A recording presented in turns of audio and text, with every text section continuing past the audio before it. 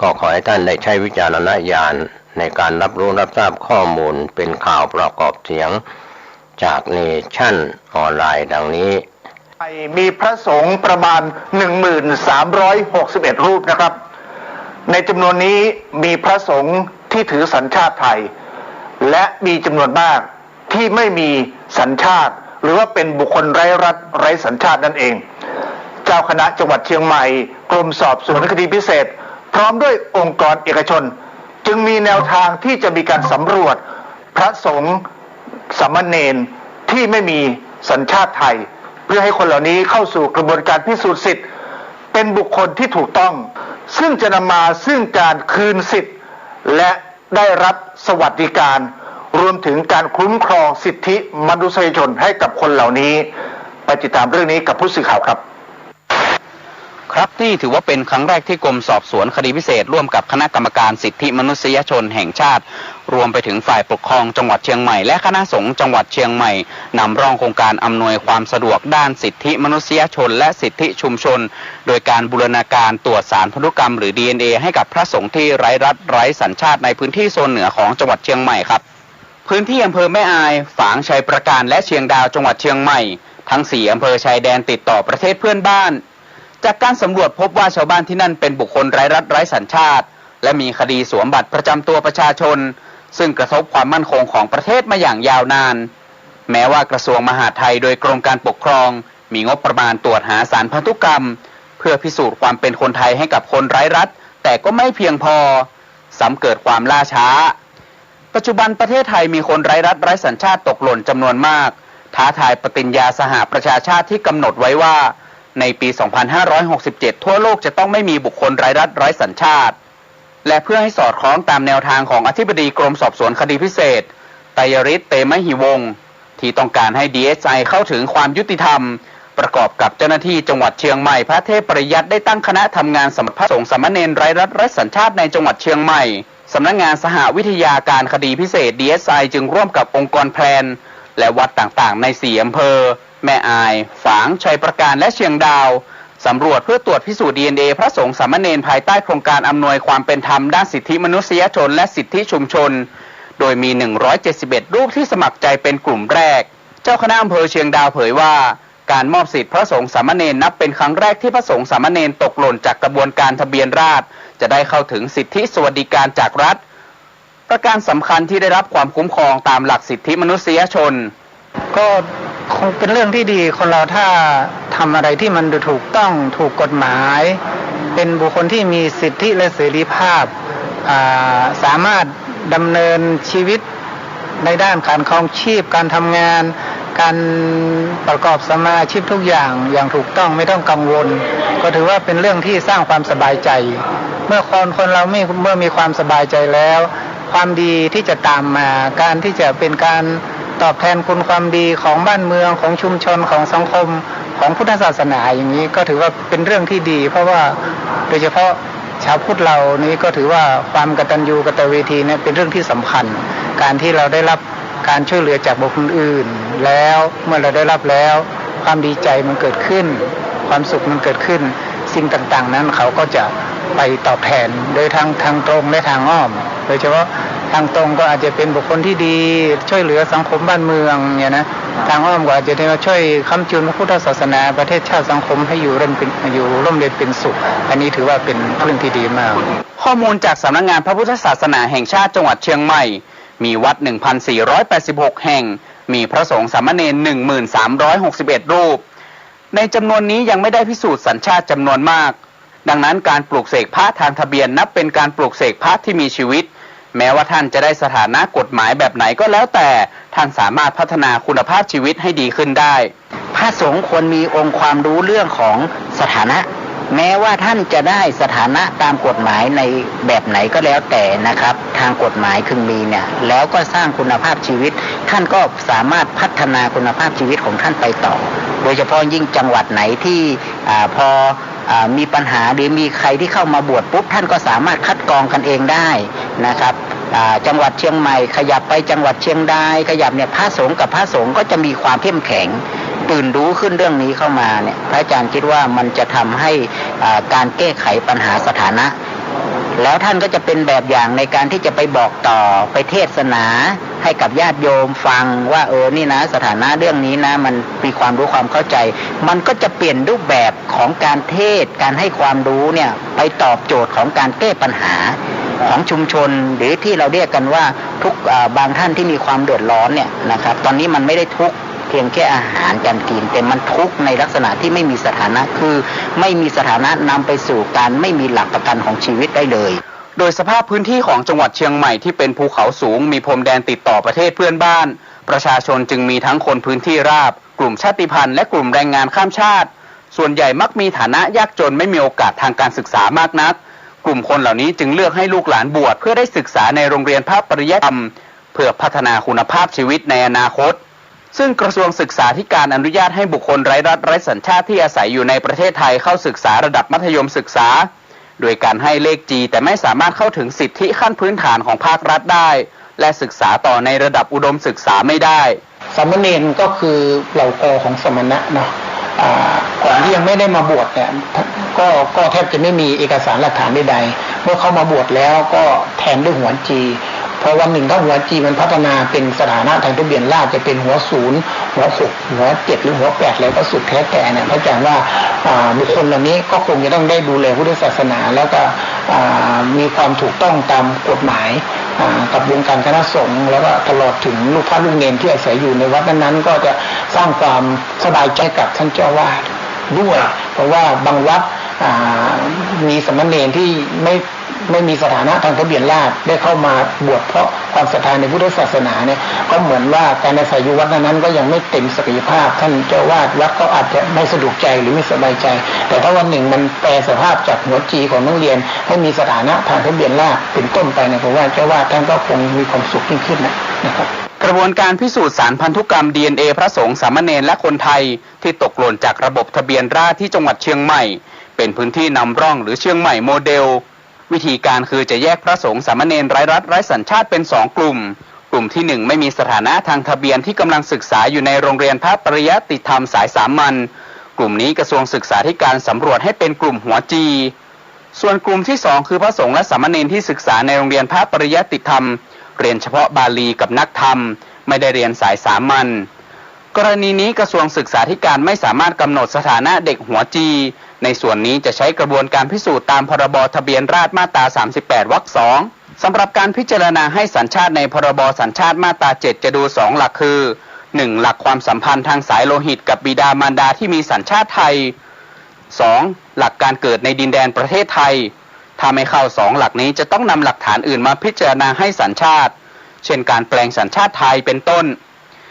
ในกรณีของพระภิกษุสามเณรหลักการเรื่องแปลงสัญชาติยังมีปัญหาในเรื่องของข้อกฎหมาย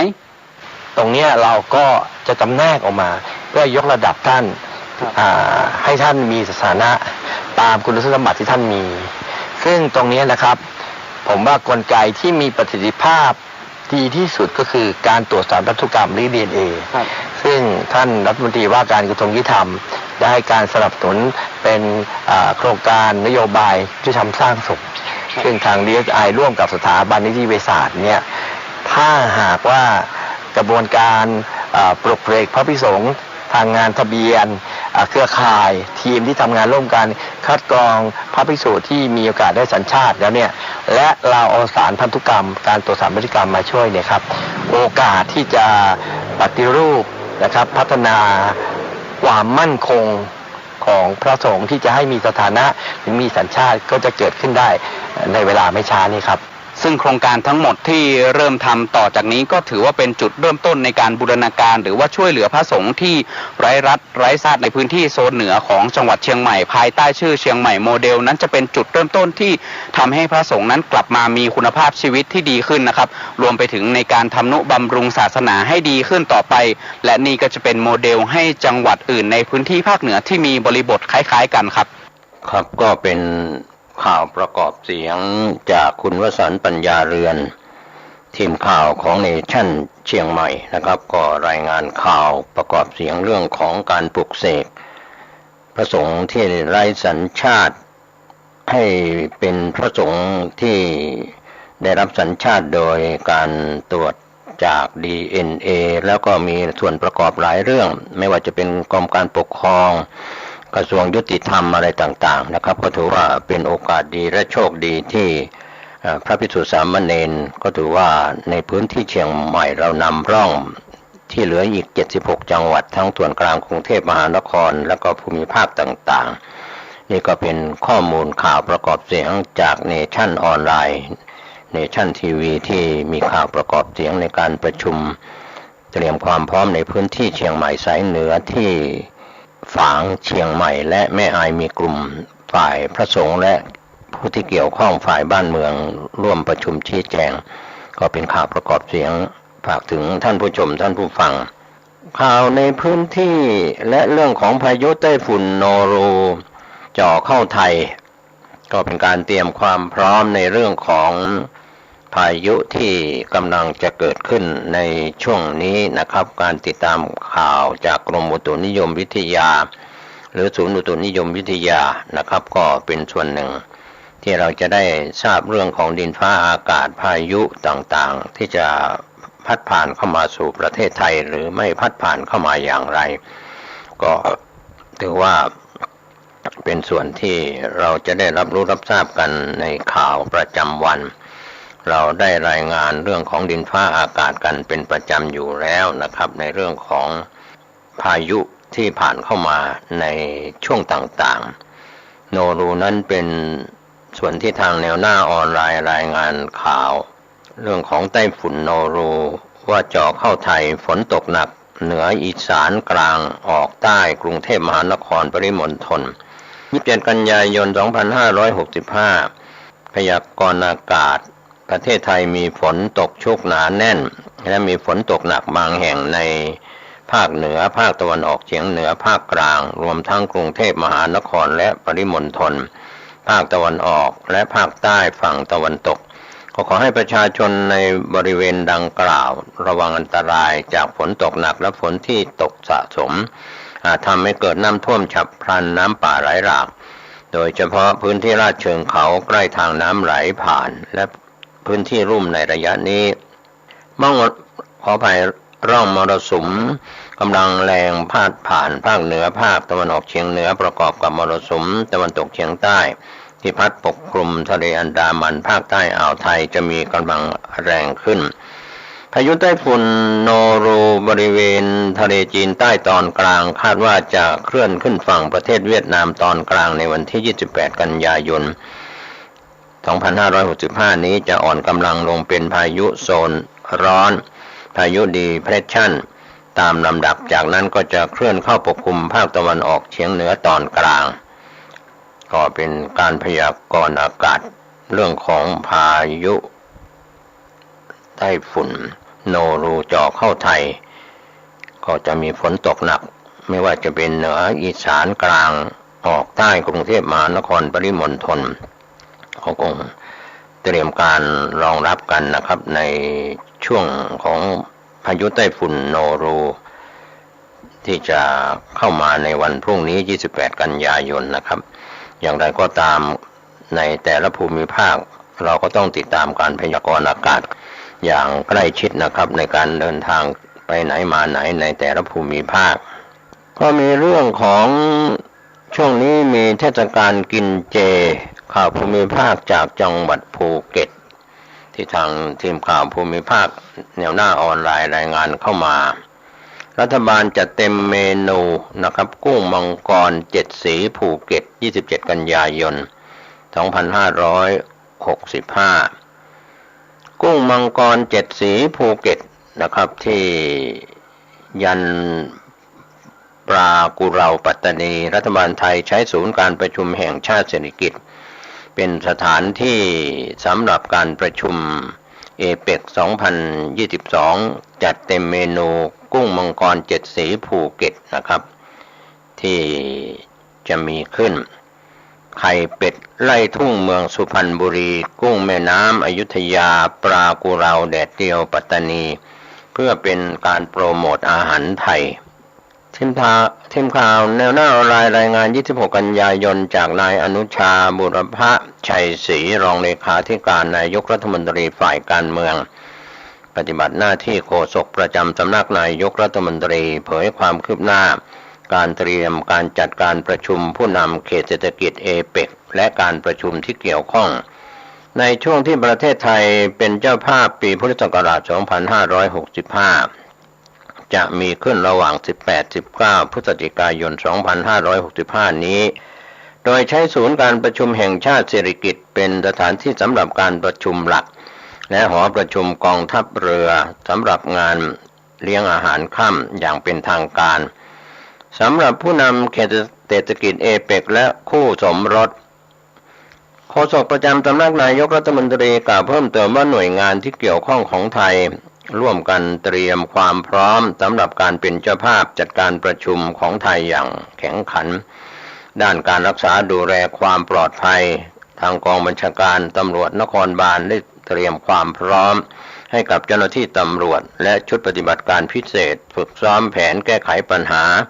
สถานการณ์วิกฤตและการเผชิญเหตุรองรับการประชุมเอเปก 2565 ระหว่างวันที่ 16 ถึง 20 กันยายน 2565 มีการซ้อมยุทธวิธีการปฏิบัติต่างๆในกรุงเทพเพื่อรองรับสถานการณ์ที่อาจจะเกิดขึ้นได้ส่วนงานเลี้ยงอาหารค่ำอย่างเป็นทางการสำหรับผู้นำเขตเศรษฐกิจเอเปกและก็คู่สมรสจะมีขึ้นที่หอประชุมกองทัพเรือได้มีการเตรียมความเหมาะสมและสอดคล้องกับโมเดลเศรษฐกิจชีวภาพเศรษฐกิจหมุนเวียนและเศรษฐกิจสีเขียวแนวคิดหลักของไทยในการเป็นเจ้าภาพการประชุมเอเปกพร้อมคัดเลือกวัตถุดิบเมนูอาหารเครื่องดื่มที่มีความเป็นเลิศรสชาติตามตำรับไทยแท้ๆมีความสร้างสรรค์ใช้วัตถุดิบที่โดดเด่นมีคุณภาพจากทุกภูมิภาคของไทยเช่นผักออร์แกนิกจากวิสาหกิจชุมชนทั่วทุกภาคของเมืองไทยไก่ฟ้าโครงการหลวงกุ้งมังกรเจ็ดสีของภูเก็ตไข่เป็ดไร่ทุ่งเมืองสุพรรณบุรีเกลือเมืองเพชรบุรีกุ้งแม่น้ำอยุธยาไก่บ้านออร์แกนิกจากนครปฐมไข่ปลากุเราแดดเดียวจากปัตตานีเนื้อโคขุนจากสหกรณ์โพนยางคำสกลนครข้าวหอมมะลิไทยจากทุ่งกุราร้องไห้ยอดกาแฟเมืองน่านเมนูอาหารจะได้รับการรังสรรค์โดยเชฟชุมพลแจ้งไพร1 ใน 9ของเอเปกที่จะเป็นเชฟที่ให้ความสำคัญกับเรื่องของอาหารและเครื่องดื่ม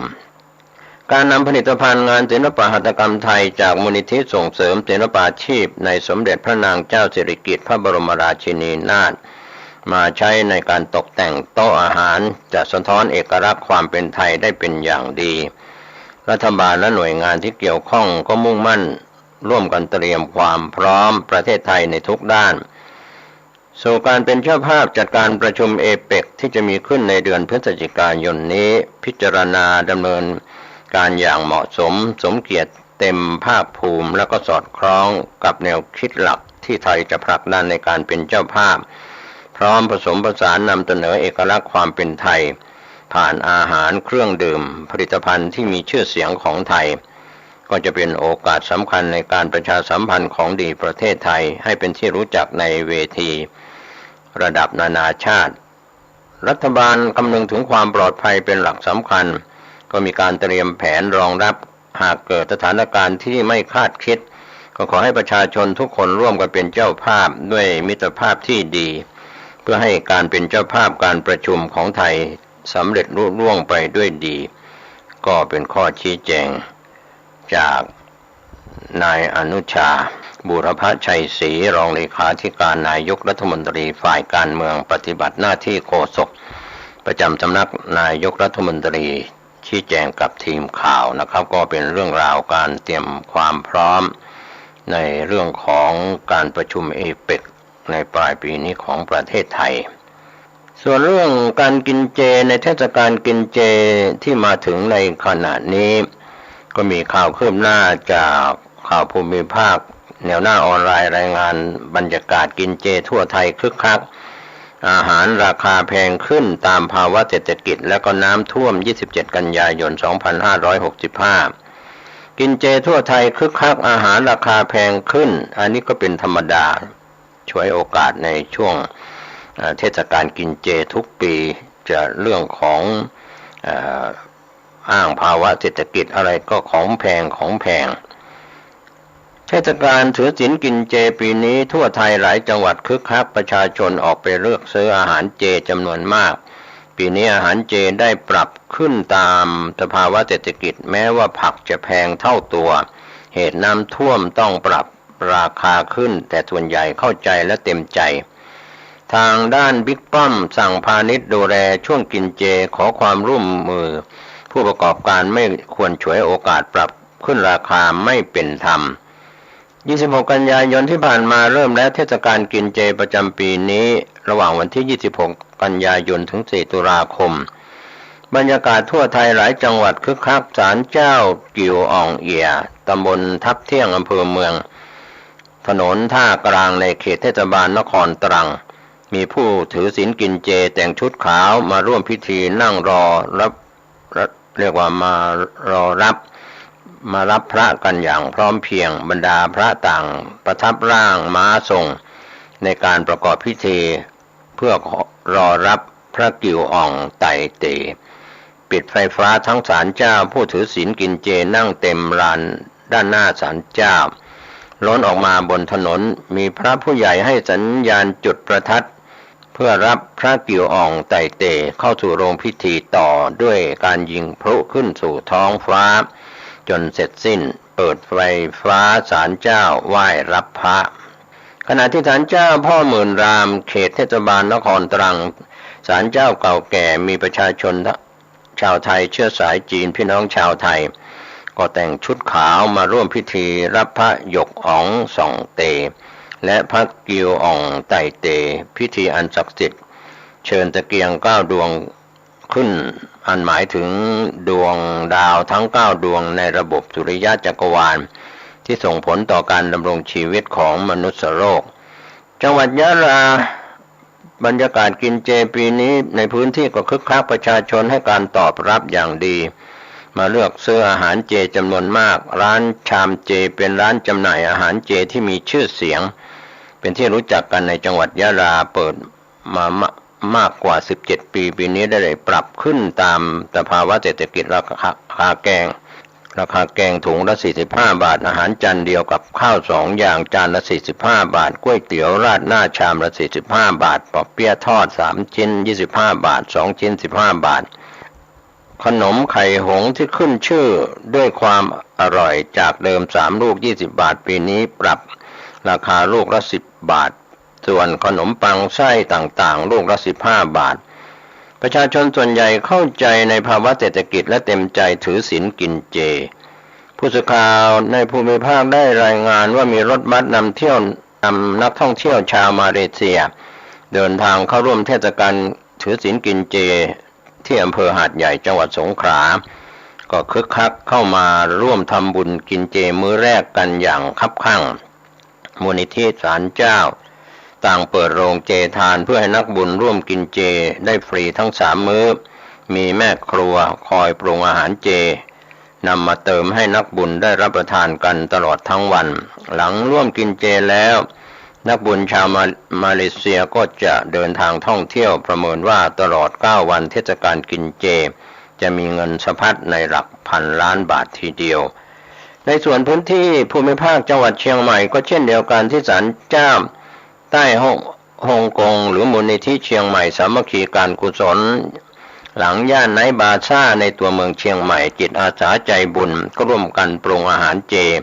กระทะยักษ์ขนาดเกือบ3 เมตรปรุงอาหารครั้งละ100 กิโลกรัมทำแกงฟักเห็ดผัดหมี่ซั่ว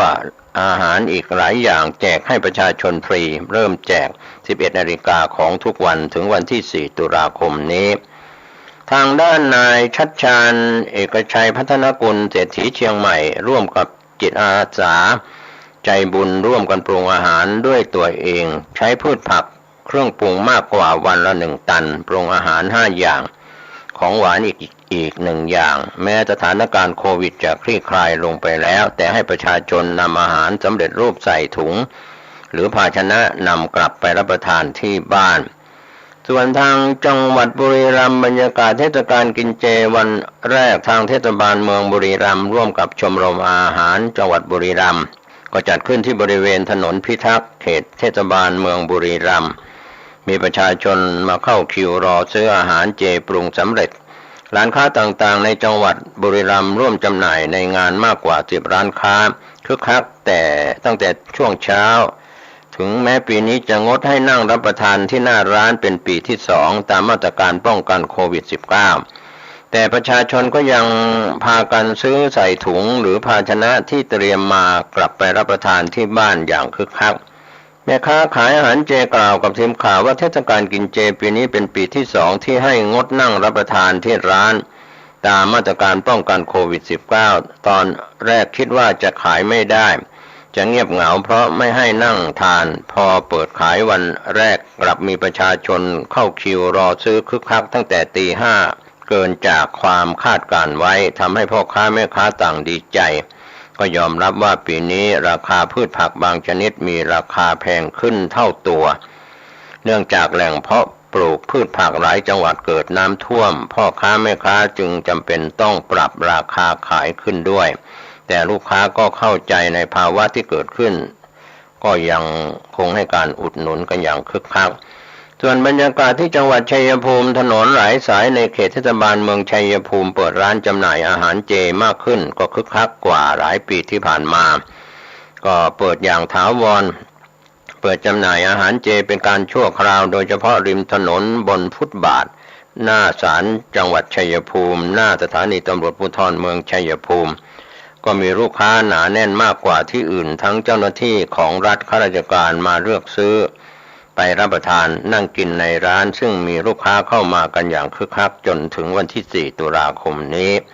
แม่ค้าขายอาหารเจยอมรับว่าปีนี้ผักแพงทุกอย่างขอขึ้นราคาทุกอย่างจานละ5 บาท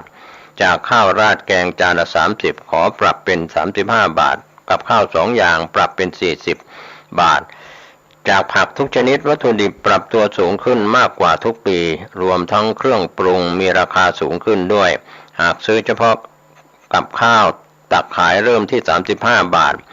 ลูกค้าก็ไม่ได้บ่นแต่อย่างใดเข้าใจที่ผักแพงเครื่องปรุงแพงกว่าทุกปีที่ผ่านมาเรื่องนี้ทางนางสาวไตรสุรีไตรสรณกุลรองโฆษกประจำสำนักนายกรัฐมนตรีกล่าวว่าพลเอกประวิตรวงษ์สุวรรณรองนายกรัฐมนตรีรักษาการนายกรัฐมนตรีได้กำชับกระทรวงพาณิชย์และหน่วยงานที่เกี่ยวข้องให้ดูแลการจับจ่ายใช้สอยของประชาชนในช่วงเทศกาลกินเจ 2565 ในปีนี้ก็ถือว่าตรงกับช่วง 26 กันยายนถึง 4 ตุลาคมก็สำรวจรายการอาหารทั้งอาหารเจอาหารปกติตลอดจนพืชผักเครื่องปรุงรสให้อยู่ในราคาที่เหมาะสมไม่สูงเกินไปเพื่อเป็นการป้องกันการฉวยโอกาสปรับขึ้นราคาสินค้าเอาเปรียบประชาชนในช่วงเทศกาลกินเจดูแลผู้บริโภคไม่ให้ได้รับความเดือดร้อนเรื่องค่าครองชีพในภาวะเศรษฐกิจที่กำลังฟื้นตัวทั้งนี้รัฐบาลก็ขอความร่วมมือพ่อค้าแม่ค้าผู้ประกอบการไม่ควรฉวยโอกาสปรับขึ้นราคาไม่เป็นธรรมถือว่าเป็นการเอารัดเอาเปรียบผู้บริโภคก็ขอเน้นย้ำให้ผู้ประกอบการปิดป้ายแสดงราคาจำหน่ายให้ชัดเจนเพื่อง่ายในการตรวจสอบราคาเพื่อความสะดวกของประชาชนนอกจากนี้การไม่ปิดป้ายแสดงราคาสินค้ายังมีโทษตามกฎหมายหากประชาชนพบเห็นการจำหน่ายสินค้าหรือบริการที่ไม่เป็นธรรมสามารถแจ้งได้ที่สายด่วน1569หรือสำนักงานพาณิชย์จังหวัดทุกจังหวัดนะครับเทศกาลกินเจของทุกปีจะเป็นช่วงประชาชนมีการจับจ่ายใช้สอยช่วยกระตุ้นเศรษฐกิจได้อีกทางหนึ่งเนื่องจากปีนี้อยู่ช่วงการฟื้นตัวจากโควิด -19 กำลังซื้อของประชาชนยังไม่กลับมาเต็มที่โดยทางรองนายกรัฐมนตรีกำชับให้หน่วยงานที่เกี่ยวข้องกำกับดูแลเรื่องราคาสินค้าขอความร่วมมือผู้ประกอบการค้าขายในราคาที่เป็นธรรมก็เป็นข้อชี้แจงจากนางสาวไตรสุรีไตรสรณกุลรองโฆษกประจำสำนักนายกรัฐมนตรีชี้แจงเรื่องของพลเอกประวิตรวงษ์สุวรรณรองนายกรัฐมนตรีรักษาการนายก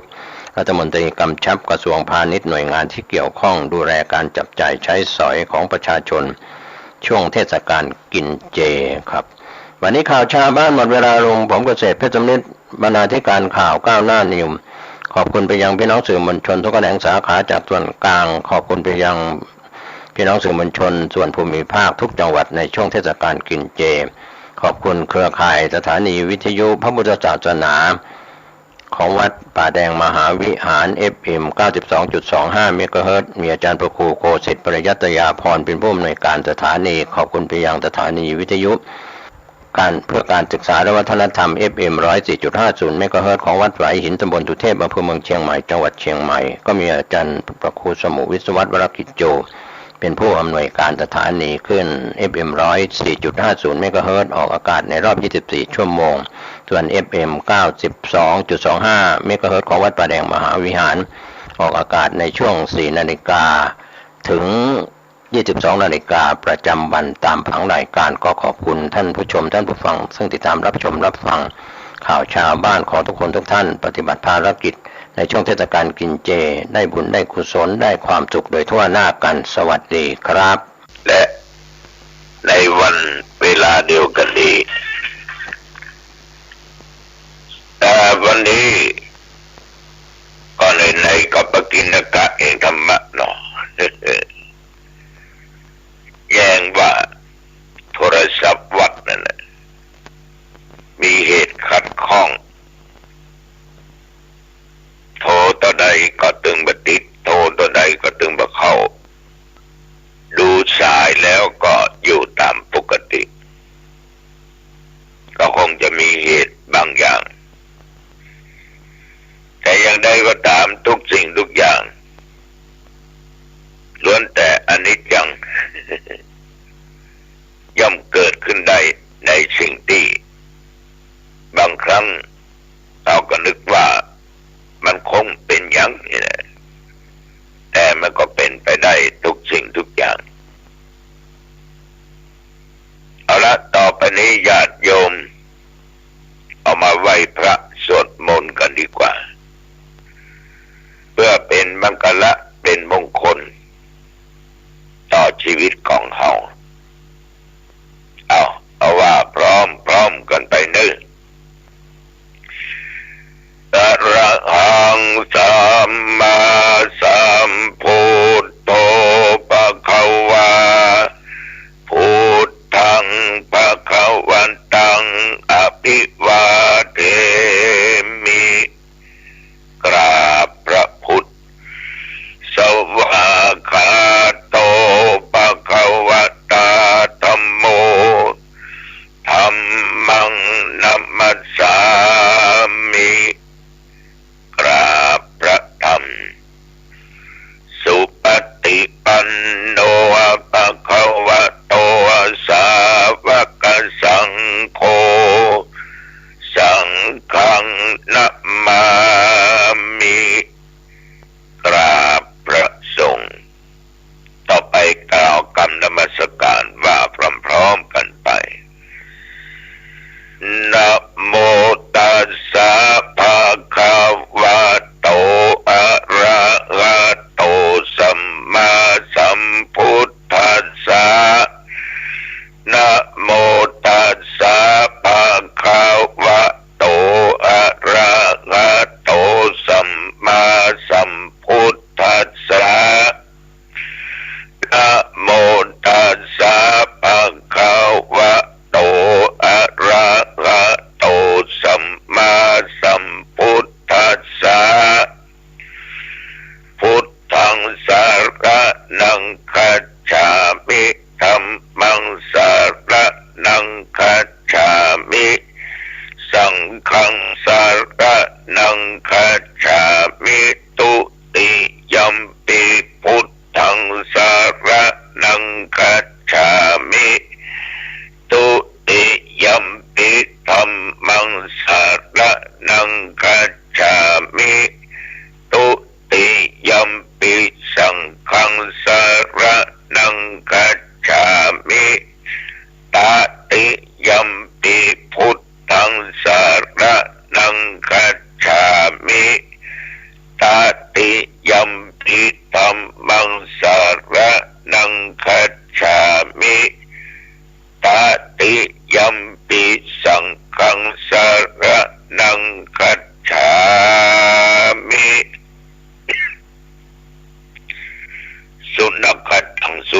กลังสุปภาตังโสติตังทำความดีในเวลาใดเวลานั้นญาติโยมได้ชื่อว่าฤกษ์ดีมงคลดีเจ้าก็ดีรุ่งอรุณก็ดีเวลาบ่ได้ทำคือเฮาเสียแต่คนเฮาต่างหากทำให้เสียเวลากรมอุตุประกาศ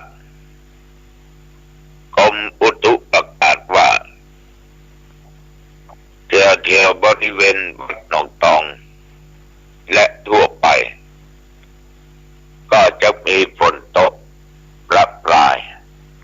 และหนักเป็นบางทีแต่ว่าเที่ยววัดหนองตองนั้นจนถึงวันนี้มีฝนตกเล็กน้อยเป็นบางช่วงแต่ก็ตกมานักหมอกสิเนี่ยหมอกจะซักผ้าตากก็ไม่ได้เนี่ยนะคำเดียวก็หยุดก็เดียวก็แดดออกก็เดียวก็ตกระยะนี้ฝนตกญาติโยมจะไปที่ไหนขี่ยวดยานพาหนะไปเหนือใต้ตกออกไกลทั้งโดยเหตุจำเป็นและไม่จำเป็นถ้าออกไปก็ต้องระมัดระวังอุบัติเหตุต่างๆเกิดขึ้นได้ง่าย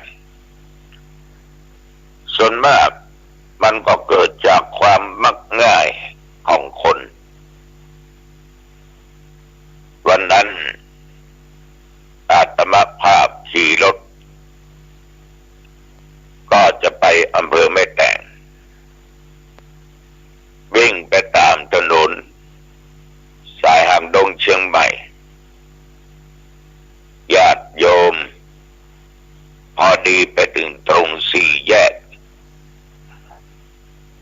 สมึงนั่นน่ะมันติดไฟแดง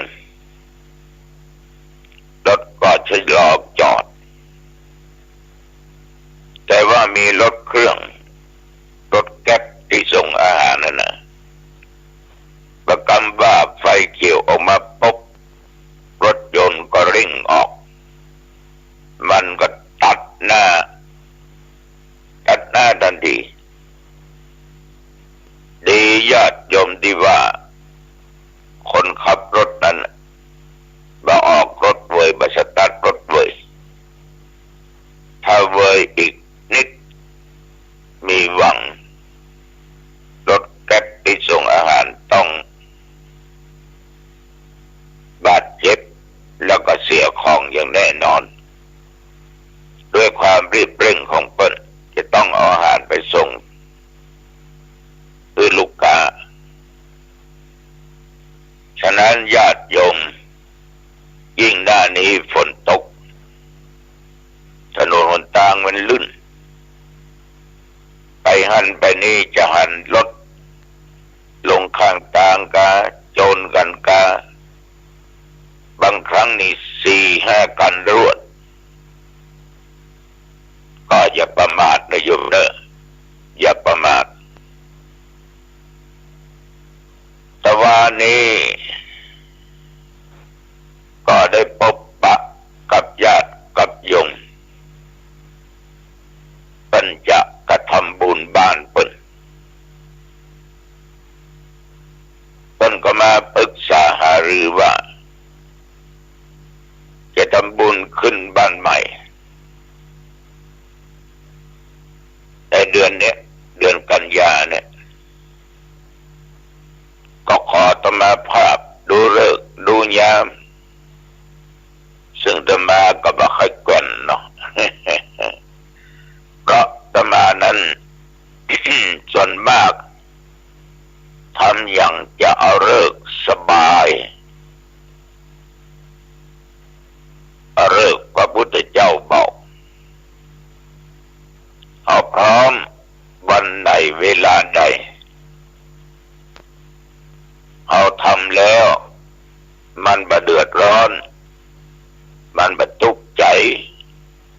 มันสบายจิตสบายใจเอาก็ทำญาติโยมจะทำงานจะทำบุญขึ้นบ้านใหม่ก็เลยบอกนะว่าปฏิทินล้านนามีเปลอะไปเปิดดูเถอะวันเสียก็มีหลายวันวันดีก็มีหลายวันวันเก้าของถ้าเป็นงานมงคลขึ้นบ้านใหม่สืบอุราชตาเพิ่นก็ว่าเป็นวันดีแต่เปิ้นบ่ฮื้อเผาศพเสียศพสำหรับธรรมภาพวันใดก็เป็นวันดีนะแต่ส่วนมากมันจะมีตุเจ้าญาติโยมเพิ่นจะมาบอกว่าตุหลวงวันนั้นมันดีนะเขาก็ว่าดีเหมือนกันเขาก็พร้อมเขาก็มาขายละนี่แหละ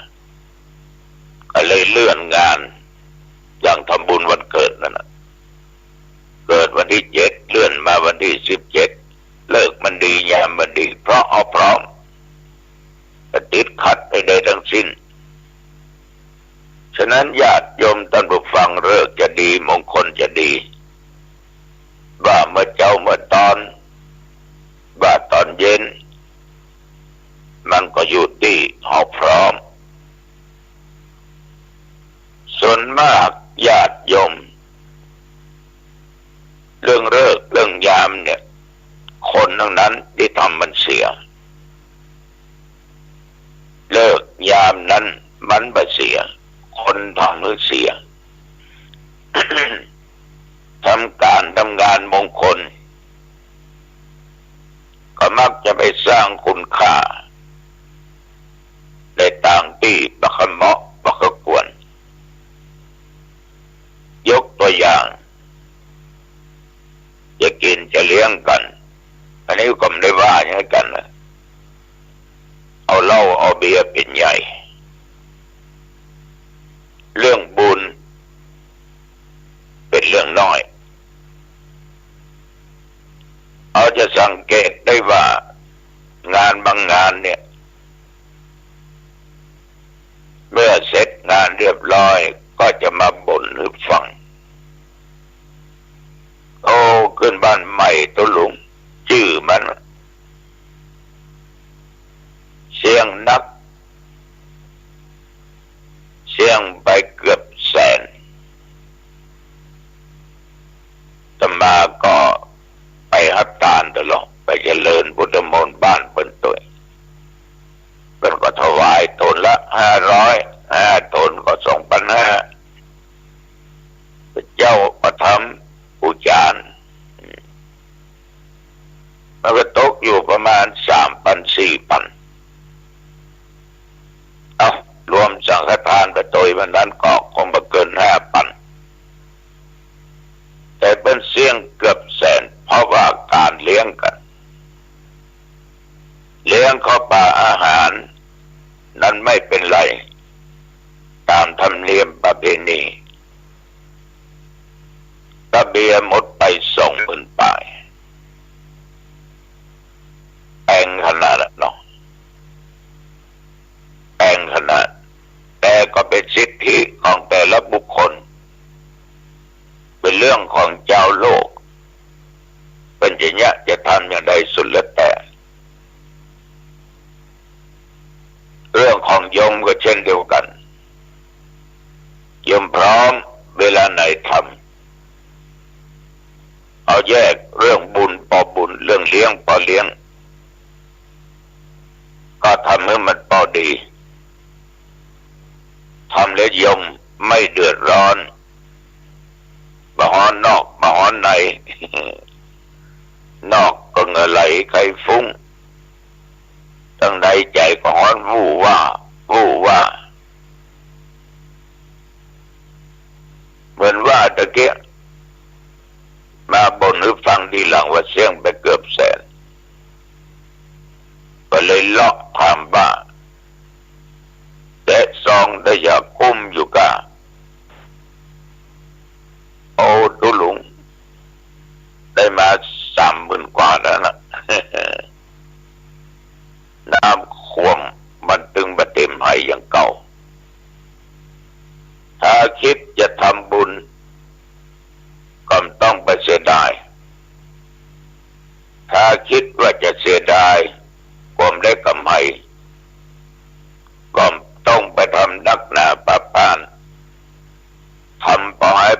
ก็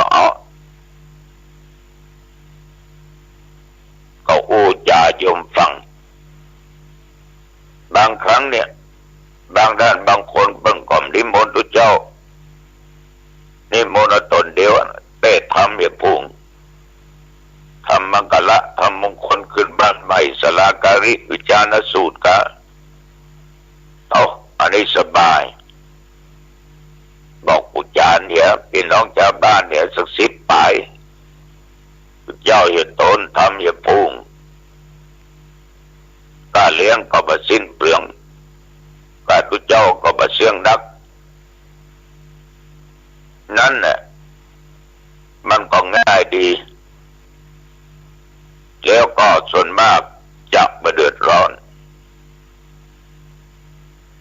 ก็เลยสรุปว่าเลิกงามยามดีนั่นอยู่ที่ความสะดวกอยู่ที่เราจะจัดจะทำอย่างไรทำลงไปไม่เดือดร้อนมาควักกระเป๋านักเนาะโอ้ยง่ายถ้าจะทำใหญ่ก็ไม่ต้องไปจมเพราะเอาเต็มใจทำก็เลยอู้จาให้โยมที่มาหาเลิกงามยามขึ้นบ้านใหม่ผมจะปิกมาตุลุมกำครับได้ไม่มีปัญหา ก็นัดไว้จะปิกมากำก็จะสิ้นเดือนแล้วเนาะญาติโยมทั้งหลายคุณค่าของคนเนี่ยอยู่ที่ผลของงานเกิดมาเนี่ยญาติโยมถ้าทำแต่สิ่งดีสิ่งงามก็มีค่าดีงามสูงถ้าทำไปอย่างบดีผิดศีลผิดธรรมผิดกฎหมายทำแล้วเป็นเดือดร้อนตัวเองเดือดร้อนคุณค่าก็ตก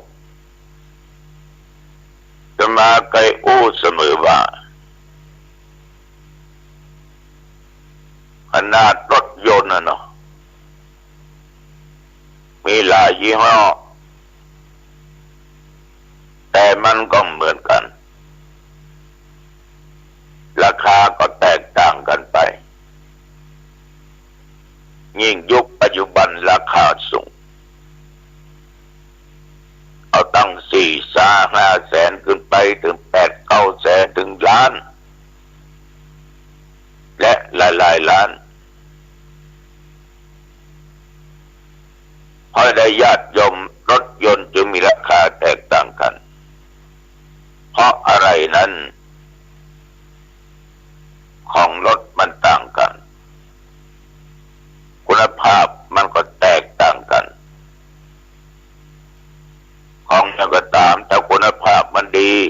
ต่างมันก็ดีก็แพงคุณภาพมันด้อยราคามันก็น้อยลดลงไปตามคุณภาพของมันนี่ขนาดรถยนต์นะแต่จะคุณภาพสูงขนาดไหนต่ำขนาดไหนยี่ห้ออย่างก็ตามถ้ามาคิดว่าราคามันแพงนั่นแหละมันต้องเกิดอุบัติเหตุมันใจฉะนั้นเรื่องอุบัติเหตุอีกเรื่องหนึ่งนั่นคือเรื่องของคนขับคนขี่ถ้าคนขับคนขี่มาตั้งอยู่ในความประมาทมีสติมันก็ปลอดภัยแต่ว่าบางท่านขับรถดีนะประมาทนะแต่ก็มีรถของคนอื่นมาโจรจนได้ จะโจรจนได้บางเตื้อเอาขี่เลนนี้มันล่องมาเลนปุ่นดากระโดดข้ามมาเลยเกาะถนนกระโดดข้ามมาฉะนั้นเรื่องรถเรื่องราเรื่องอย่างก็ตามคุณค่าของมันนั้นก็แตกต่างกันไป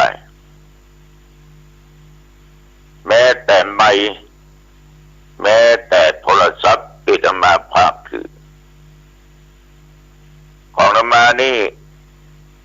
1,200ตัวเลขชัดเจน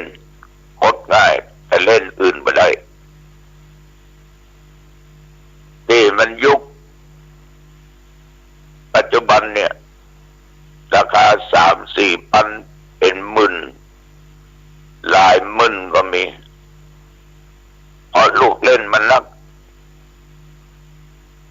แต่ถ้ามันรู้มันเสียก็เสียไปกำ4-5 หมื่นอาตมาภาพถ้ามันรู้มันเสียก็เสียไปกำ1,200ก็ยังใจตายทอดเสียงธรรมะได้สบายอยู่แต่มานึกในใจว่าคุณค่าของโทรศัพท์มันจะมีค่าก็เติมมาเอาจักใจอันนี้ก็ใจรับโทรศัพท์ญาติโยมโทรมานิมนต์ป้องมาสนทนาธรรมป้องพึดตึงหาป้องอย่างเนี้ยนี่ใจโทรศัพท์ราคา1,200นะยงสมพรเป็นโทรเข้ามาก็เลยเจริญสุขไปเลย จัดรายการธรรมะฉะนั้นคุณค่ามันอยู่ที่เรารู้จักใจว่าใจมันเกิดประโยชน์ก่อนหรือจะใจมันเสียประโยชน์ก็คือเล่นเนาะเล่นมันก็เสี่ยงสตางค์ไปได้แต่ว่าทุกอย่างมันเป็นสิทธิของแต่ละบุคคลอันนี้ก็เป็นเพียงแต่ยกตัวอย่างให้ฟังไปหน่อยคนเราเหมือนกันญาติโยมเกิดมาเป็นคนเหมือนกันนะมีอวัยวะครบถ้วนเหมือนกันเป็นส่วนมากแต่ว่ามันเหมือนกันโว้ยบางคนนั้นเกิดมามีสติปัญญาเฉลียวฉลาดมากมีความสามารถมากเรียนหนังสือก็เก่งเมียการก็เก่งแล้วก็เป็นคนดีของสังคมด้วยตรงกันข้ามคนบางคนเกิดมามันมีความรู้มีสติปัญญามีความสามารถเนี่ยอย่างมันก็ได้สุขภาพร่างกายก็ไม่ค่อยแข็งแรงบึนเป็นนั้นบึนเป็นนี้มีแต่โรคภัยไข้เจ็บเกิดมาก็อ่อนแอเจ็บป่วยตลอดเวลามีแต่โรคภัยไข้เจ็บมาเบียดเบียนอันนี้ถ้าจะอู้ตามหลักธรรมก็คือกรรมที่เราสร้างไว้ในอดีตชาติมันมาเบียดเบียนเรามันมาคือผลเราบางคนบางท่านเมื่อเกิดมานั้นรูปร่างสง่างามสมสัดสมส่วนบางคนเกิดมาร่างกายอาภัพขี้เรียวขี้เละบางคนก็อายุยืนบางคนก็อายุสั้นหมู่อายุยืนนี่หมู่รักษาศีลหรอกหมู่อายุสั้นนี่หมู่ฆ่าสัตว์ตัดชีวิตฆ่าเพิ่นมาก่อนที่มันเป็นอย่างนี้ญาติโยมมันเหมือนกันอย่างเงี้ยพระพุทธเจ้าเพิ่นบอกว่ากัมมังสเตวิภัชติกรรมย่อมจำแนกสัตว์สามประณีตได้ในที่สุดทุกอย่างนั้นมันก็มาลงคำที่ว่ากรรมทั้งนั้นญาติโยมเมื่อมีชีวิตอยู่เขาก็สร้างแต่กรรมดี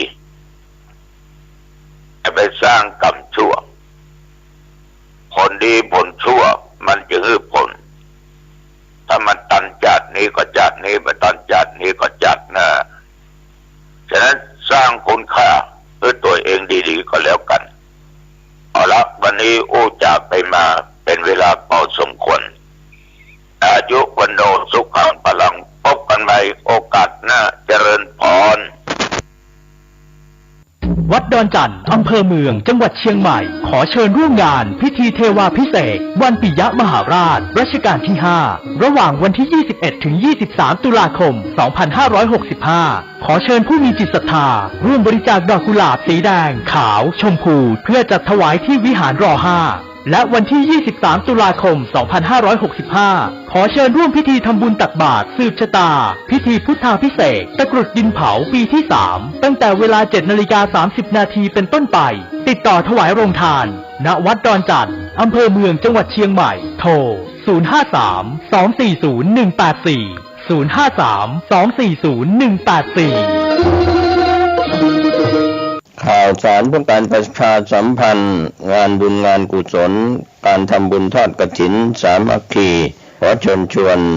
ท่านร่วมเป็นเจ้าภาพทอดถวายกับพระที่จำพรรษาท่วนไตรมาสของวัดช้างคำอำเภอป่าซางจังหวัดลำพูนเวลา 9:39 นาทีวันพฤหัสบดีที่ 13 ตุลาคม พุทธศักราช 2565 ท่านที่จะร่วมบุญร่วมตั้งโรงทานอาหารน้ำดื่มกองบุญทอดกฐินกองเพชร 500 กองทอง 300 กองเงิน 200 ติดต่อได้ที่เจ้าอาวาสวัดช้างคำพระอาจารย์มหาประสิทธิ์ 061-547-6539 ได้ทุกวันก็เป็นงานบุญงานอันยิ่งใหญ่ทำบุญทอดกฐินสามัคคีของวัดช้างคำอำเภอป่าซางลำพูน 9 นาฬิกาเป็นต้นไป 13 ตุลาคม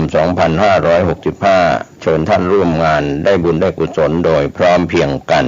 ข่าวสารเพื่อการประชาสัมพันธ์ขอเชิญชวนผู้ใจบุญใจกุศลร่วมทอดกฐินสามัคคีร่วมสืบชะตาหลวงณวิหารพระเจ้าตาเขียวณวัดบ้านเหล่าพระเจ้าตาเขียวตำบลบ้านเรือนอำเภอป่าซางจังหวัดลำพูนตรงกับวันอาทิตย์ที่ 6 พฤศจิกายน พุทธศักราช 2565 เวลา 9:19 นาทีเป็นต้นไปรายได้จากการทำบุญทอดกฐินสมทบทุนสร้างศาลาเก็บพัสดุและพัฒนาห้องสุขาเชิญบริจาคผ่านธนาคารออมสินพัฒนาวัดบ้านเหล่าเลขที่บัญชี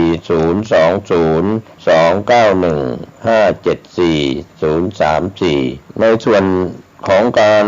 รวบรวมสมทบทุนพิมพ์หนังสือสาธารณบุคคลสำคัญล้านนาและตำนานพระเจ้าตาเขียวก็สามารถร่วมบริจาคผ่านธนาคารกรุงไทยพระครูภาวนาโสภิตเลขที่บัญชี 5111714-383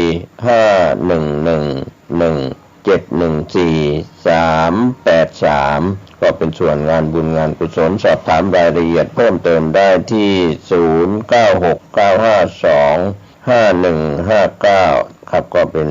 งานบุญงานกุศลของวัดบ้านเหล่าพระเจ้าตาเขียวตำบลบ้านเรือนอำเภอป่าซางจังหวัดลำพูนงานทำบุญทอดกฐินสามัคคีตรงกับวันอาทิตย์ที่ 6 พฤศจิกายน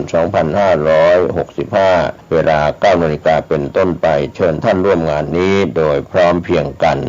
กฐินทานคือสังฆทานบุญทานยิ่งใหญ่1 เดือนท่านกำหนดไว้นับตั้งแต่พิธีทำบุญทอดกฐินมหาวิทยาลัยเชียงใหม่ประจำปี 2565 ทอดถวายวันเสาร์ที่ 29 ตุลาคม พุทธศักราช 2565 ณ วัดสายหินตำบลสุเทพอำเภอเมืองเชียงใหม่ จังหวัดเชียงใหม่ 13 นาฬิกา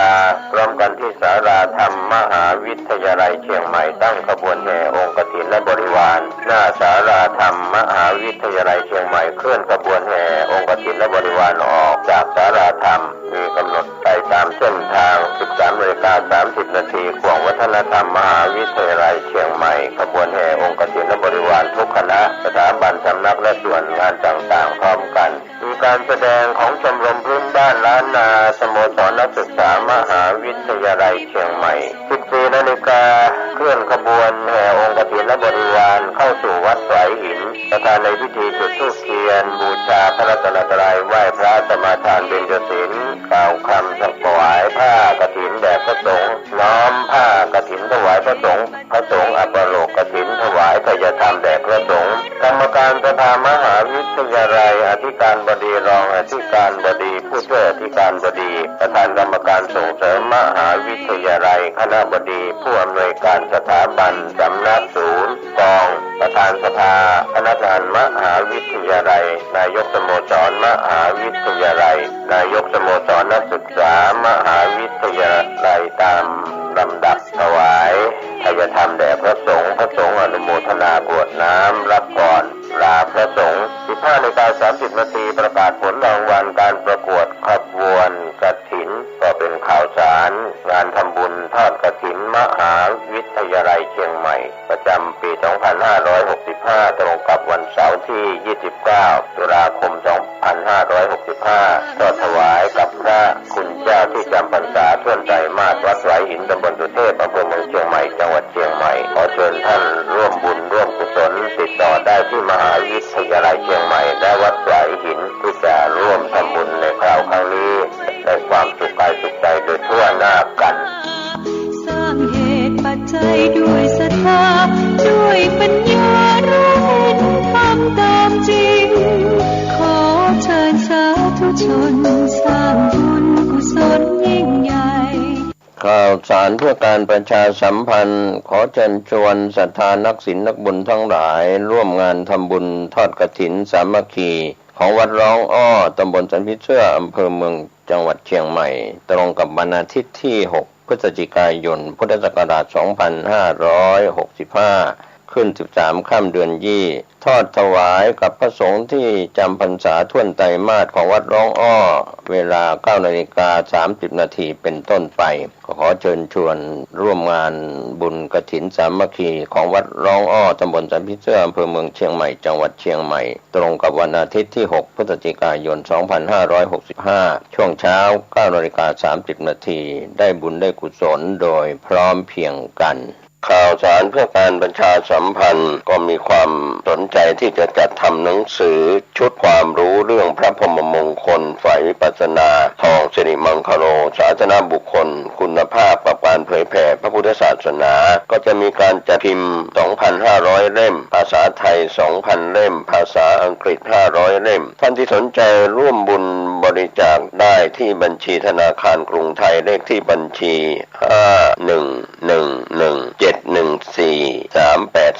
ชื่อบัญชีพระครูภาวนาโสภิตบุญญาวิสิทธิ์เมืองวงติดต่อสอบถามได้ที่พระครูภาวนาโสภิตฝ่ายปัจจนาด็อกเตอร์เจ้าวาดวัดบ้านเหล่าพระเจ้าตาเขียวอำเภอป่าสังโทร 0969521159 ได้ทุกวันข่าวสารเพื่อการประชาสัมพันธ์ขอเชิญชวนผู้ใจบุญร่วมสร้างทานบารมีถวายสลักพัดประจำปีและทำบุญทอดผ้าป่าสามัคคีณศูนย์ปฏิบัติธรรมจิตตภาวนาโสภิตสวนธรรมแม่ฟองจันทร์บ้านมั่นคงเลขที่ 225 หมู่ 7 ตำบลต๋อมอำเภอเมืองจังหวัดพะเยาตรงกับวันอาทิตย์ที่ 23 ตุลาคมพุทธศักราช 2565 เวลา 9:30 นาทีท่านสามารถร่วมบุญถวายสลักพัดเทวดาประจำปีผ่านบัญชีธนาคารธกส.พะเยาชื่อบัญชีพระครูภาวนาโสภิตเลขที่บัญชี 020121608 278 สอบถามรายละเอียดร่วมทำบุญถวายสลักพัด 0969525159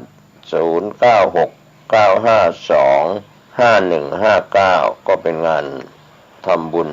ถวายสลักพัดและทำบุญทอดผ้าป่าประจำปีณศูนย์ปฏิบัติธรรมจิตตภาวนาโสภิตสวนธรรมแม่ฟองจันทร์บ้านมั่นคงตำบลต๋อมอำเภอเมืองจังหวัดพะเยาวันอาทิตย์ที่ 23 ตุลาคม 2565 เวลา 9:30 นาทีเป็นต้นไปเชิญท่านร่วมงานบุญตานสลักพัดและทอดผ้าป่าโดยพร้อมเพรียงกันสาธุชนผู้สนใจใคร่ต่อธรรมะปฏิบัติทั้งหลายบัดนี้รายการธรรมะเกี่ยวกับภาคปฏิบัติได้หมุนเวียนเปลี่ยนมาบรรจบพบท่านอีกวาระหนึ่งโอกาสต่อไปนี้จะได้บรรยายธรรมะในหัวข้อเรื่องว่าอารมณ์ของวิปัสสนาสารธรรมวันนี้ผมกเกษตรเพชรสำริดวิทยากรก็จะได้นำเรื่องราวต่างๆที่เป็นสาระเป็นประโยชน์กับ ท่านผู้ฟังในเรื่องราวที่เคยได้นำเสนอกันไปบ้างแล้วนะครับท่านผู้ฟังก็เรื่องของธรรมะนั้นก็เป็นส่วนหนึ่งซึ่งเป็นกระจกเงาของสังคมที่เราหลายคนหลายท่านได้รับรู้รับทราบกันก็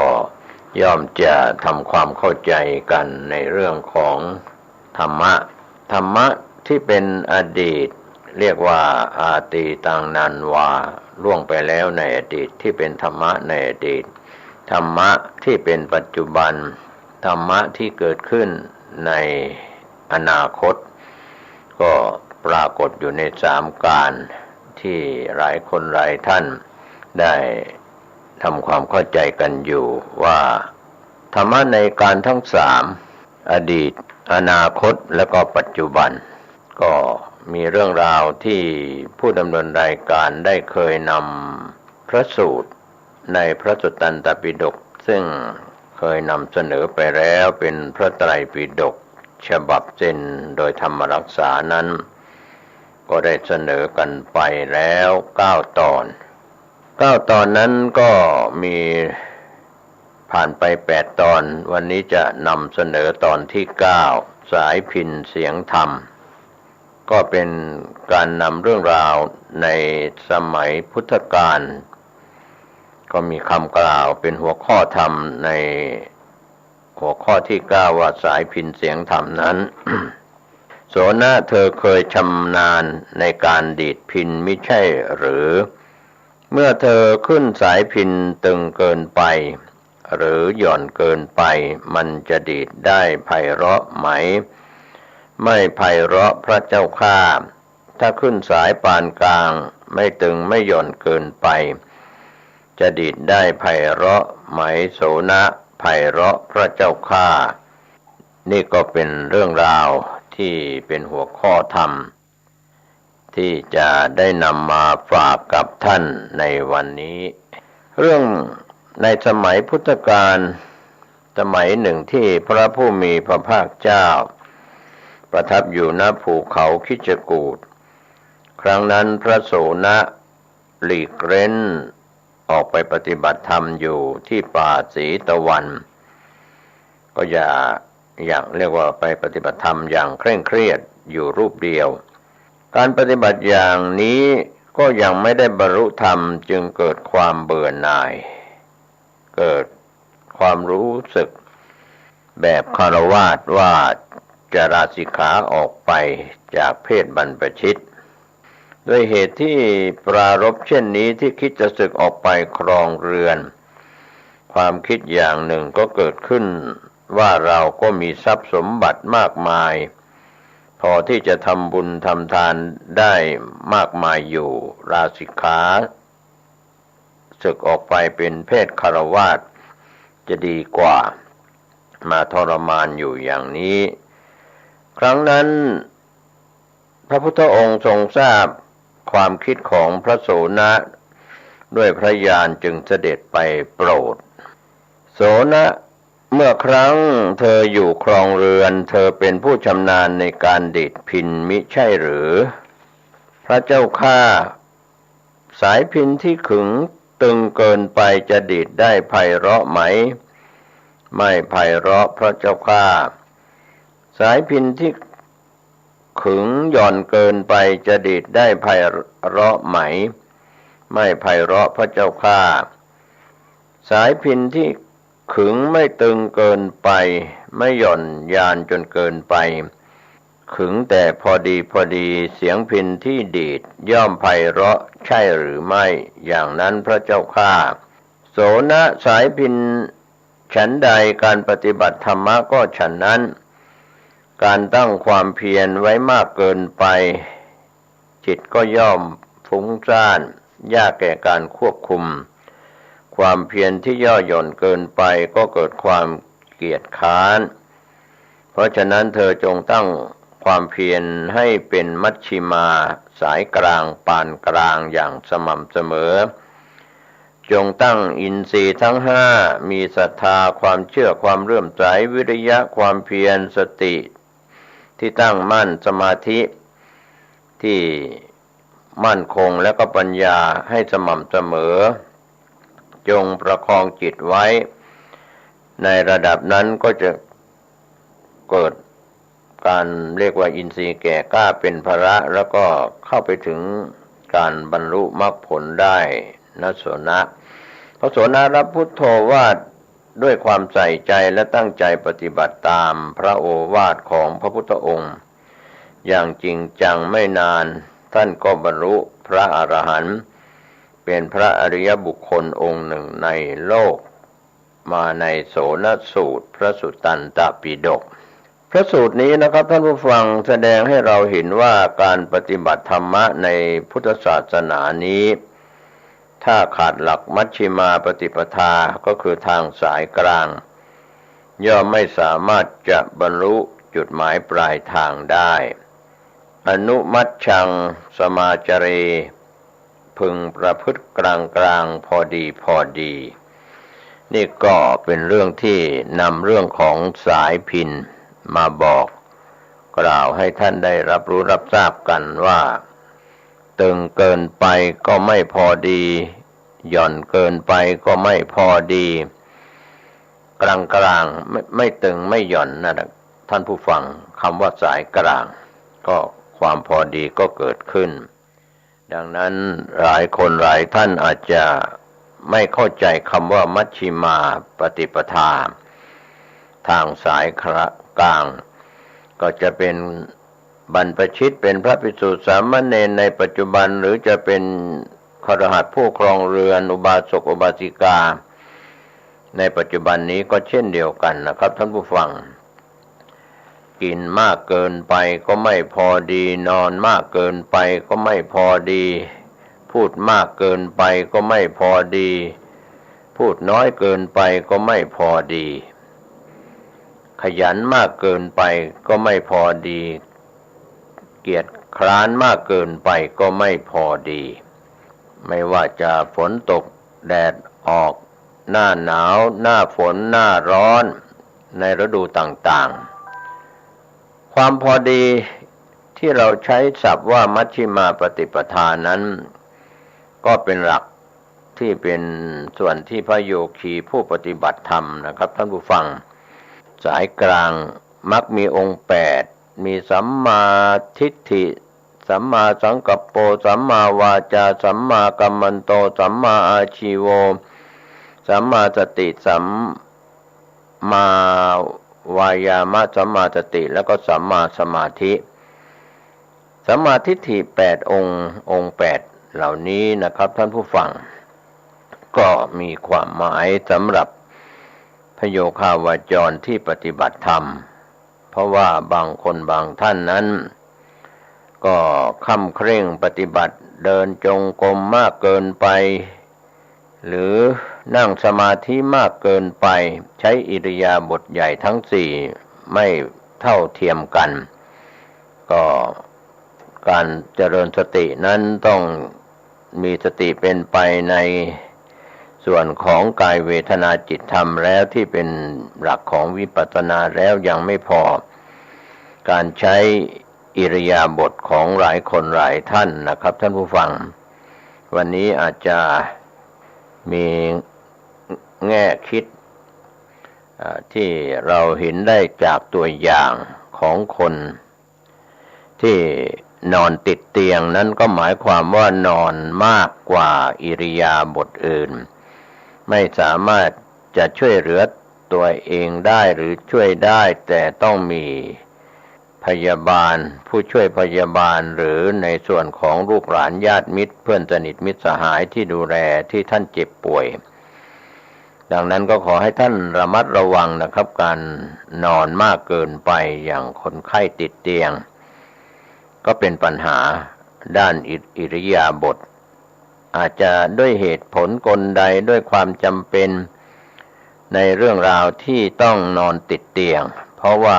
เจ็บป่วยจะเป็นอัมพฤกษ์อัมพาตหรือจะด้วยเหตุใดๆที่เกี่ยวกับโรคภัยไข้เจ็บที่เบียดเบียนวันนี้ก็มีแง่คิดฝากไว้สำหรับผู้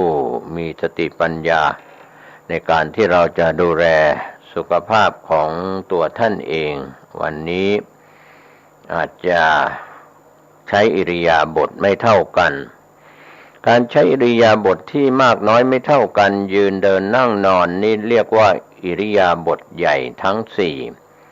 ก็จัดเข้าในข้อกายานุปัสสนาสติปัฏฐานคือกายยืนกายเดินกายนั่งกายนอนอิริยาบถใหญ่ทั้งสี่นอกจากนั้นก็ยังมีอิริยาบถย่อย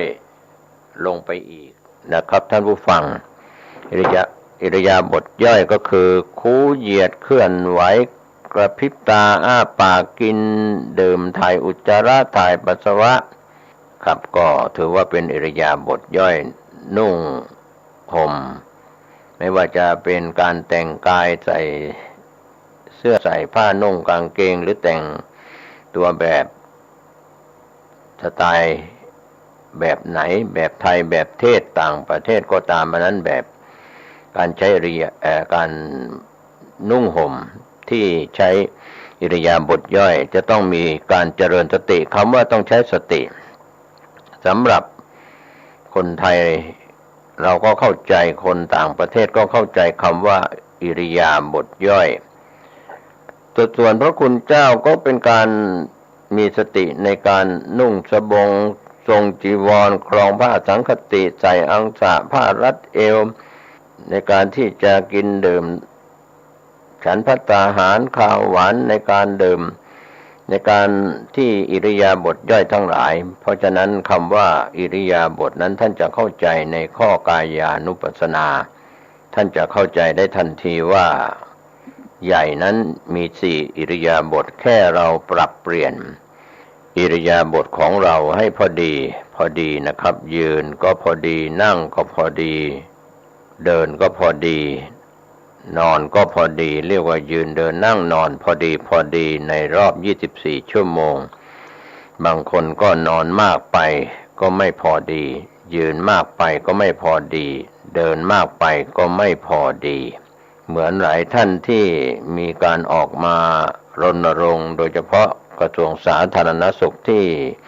มีการรณรงค์การออกกำลังกายจะเดินออกกำลังกายวิ่งออกกำลังกายนะครับจะวิ่งมาราธอนหรือจะเดินการกุศลก็แล้วแต่อย่างใดอย่างหนึ่งก็เรียกว่าตามวัยตามกำลังนะครับท่านผู้ฟังเด็กก็มีกำลังมากความแข็งแรงแข็งแกร่งก็มีมากดังนั้นจึงเป็นข้อเตือนใจของพวกเราบางครั้งไม่ดูตัวเองไม่ดูสังขารตัวเองออกกำลังมากเกินไปก็อาจจะทำให้หัวใจล้มเหลวหรือหายใจไม่ทันหรือเฉียบพลันด้วยโรคประจำตัววันนี้เราอาจจะมีบิสเนสในการออกกำลังกายในร่มด้วยเครื่องบิสเนสก็ต้องดูสภาพร่างกายของตนเองว่ามีความอดความทนมากน้อยเพียงใดแค่ไหนอันนี้พูดถึงเรื่องของความพอดีในการใช้กายส่วนเวทนาข้อที่สองนั้นก็พอดีสุขทุกข์เฉยนี่เป็นตัวเวทนาเป็นกรรมฐานที่เราต้องกำหนดรู้จิตใจบางคนก็ฟุ้งซ่านมากเกินไปคิดมากเกินไปเครียดมากเกินไปในเรื่องข่าวสารบ้านเมืองโซเชียลมีเดียทั้งหลายก็เป็นปัญหาต่อสุขภาพของตัวท่านเองแล้วก็ผู้อยู่ในสังคมร่วมกันส่วนใหญ่เวลานี้เราไปสร้างปัญหาคือเราไปเรียกว่าไปยุ่งเรื่องราวของคนอื่นเพราะฉะนั้นคนที่มีมารยาทผู้ดีเรื่องส่วนตัวเรื่องครอบครัวเรื่องของเพื่อนสนิทมิตรสหายอย่าไปรู้เลยนะครับคบกันแค่เป็นคนรู้จักมักคุ้นกันคบค้าสมาคมกันด้วยเรียกว่าไม่ยุ่งเกี่ยวส่วนตัวครอบครัวถ้าไปยุ่งเกี่ยวส่วนตัวครอบครัวของแต่ละคนแต่ละท่านมีประวัติที่ผ่านมาอย่างไรจะเป็นหญิงไปยุ่งส่วนตัวของหญิงด้วยกันหรือชายยุ่งเรื่องส่วนตัวของชายด้วยกันหรือหญิงชายก็แล้วแต่ที่ไป ไปเรียกว่าไปยุ่งไปสอบไปถามไปคุยเรื่องส่วนตัวของคนอื่นตัวเองเราก็พอปัญหาของตัวเองรู้เรื่องของตัวเองก็เพียงพอแล้วก็เป็นส่วนที่ทำใจลำบากไปถ้ารู้เรื่องราวของคนคนนั้น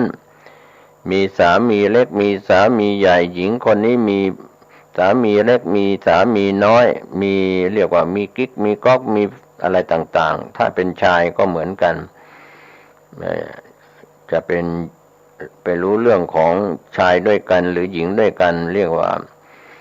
ก็ทำให้เกิดชิงรักหักสวาทแล้วก็เป็นปัญหาเรื่องของการอยู่ร่วมกันในสังคมแม้แต่เราอยู่บ้านใกล้เรือนเคียงกันใกล้ชิดติดกันก็อย่าไปรู้เรื่องของคนในครอบครัวอื่นมากเกินไปแล้วก็นำมานินทากันว่าร้ายกันกล่าวโทษกันเพราะฉะนั้นวันนี้หลายท่านที่เป็นผู้ที่มองไปเพ่งเล็งเห็นนักการเมือง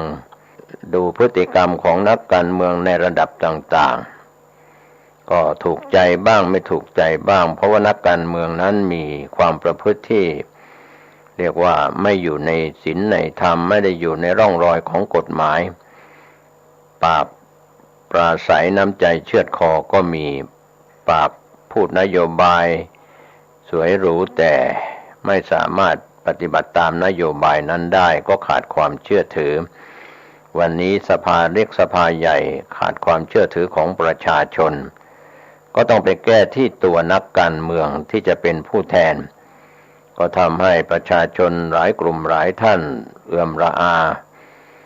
เลือกไปกี่ครั้งกี่หนที่เป็นผู้แทนในระดับเล็กระดับใหญ่ก็ไม่เห็นมีอะไรดีขึ้นก็ทำให้ขาดความเชื่อมั่น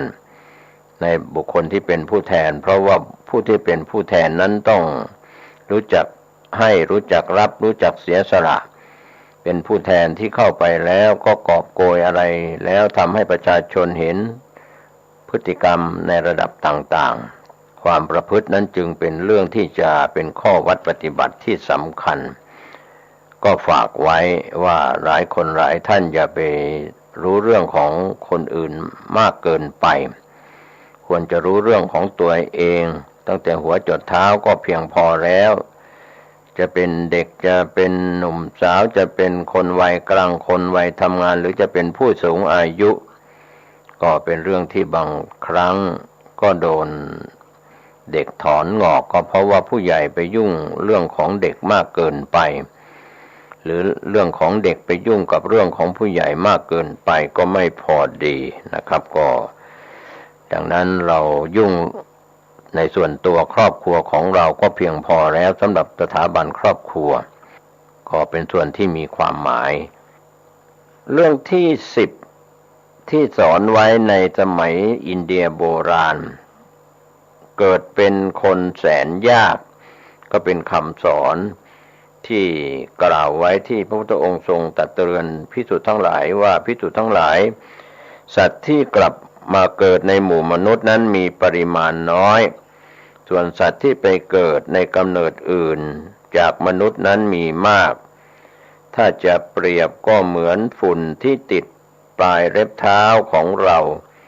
กับฝุ่นในพื้นมหาปฐพีแผ่นดินที่เราเหยียบย่ำไปพวกเธอทั้งหลายจงรู้อยู่เดี๋ยวนี้แหละก็คือเรื่องเล่าเหล่านี้เป็นส่วนเตือนว่าการเกิดเป็นมนุษย์นั้นมีน้อยเป็นสัตว์เดรัจฉานสัตว์อื่นกำเนิดอื่นนั้นมีมาก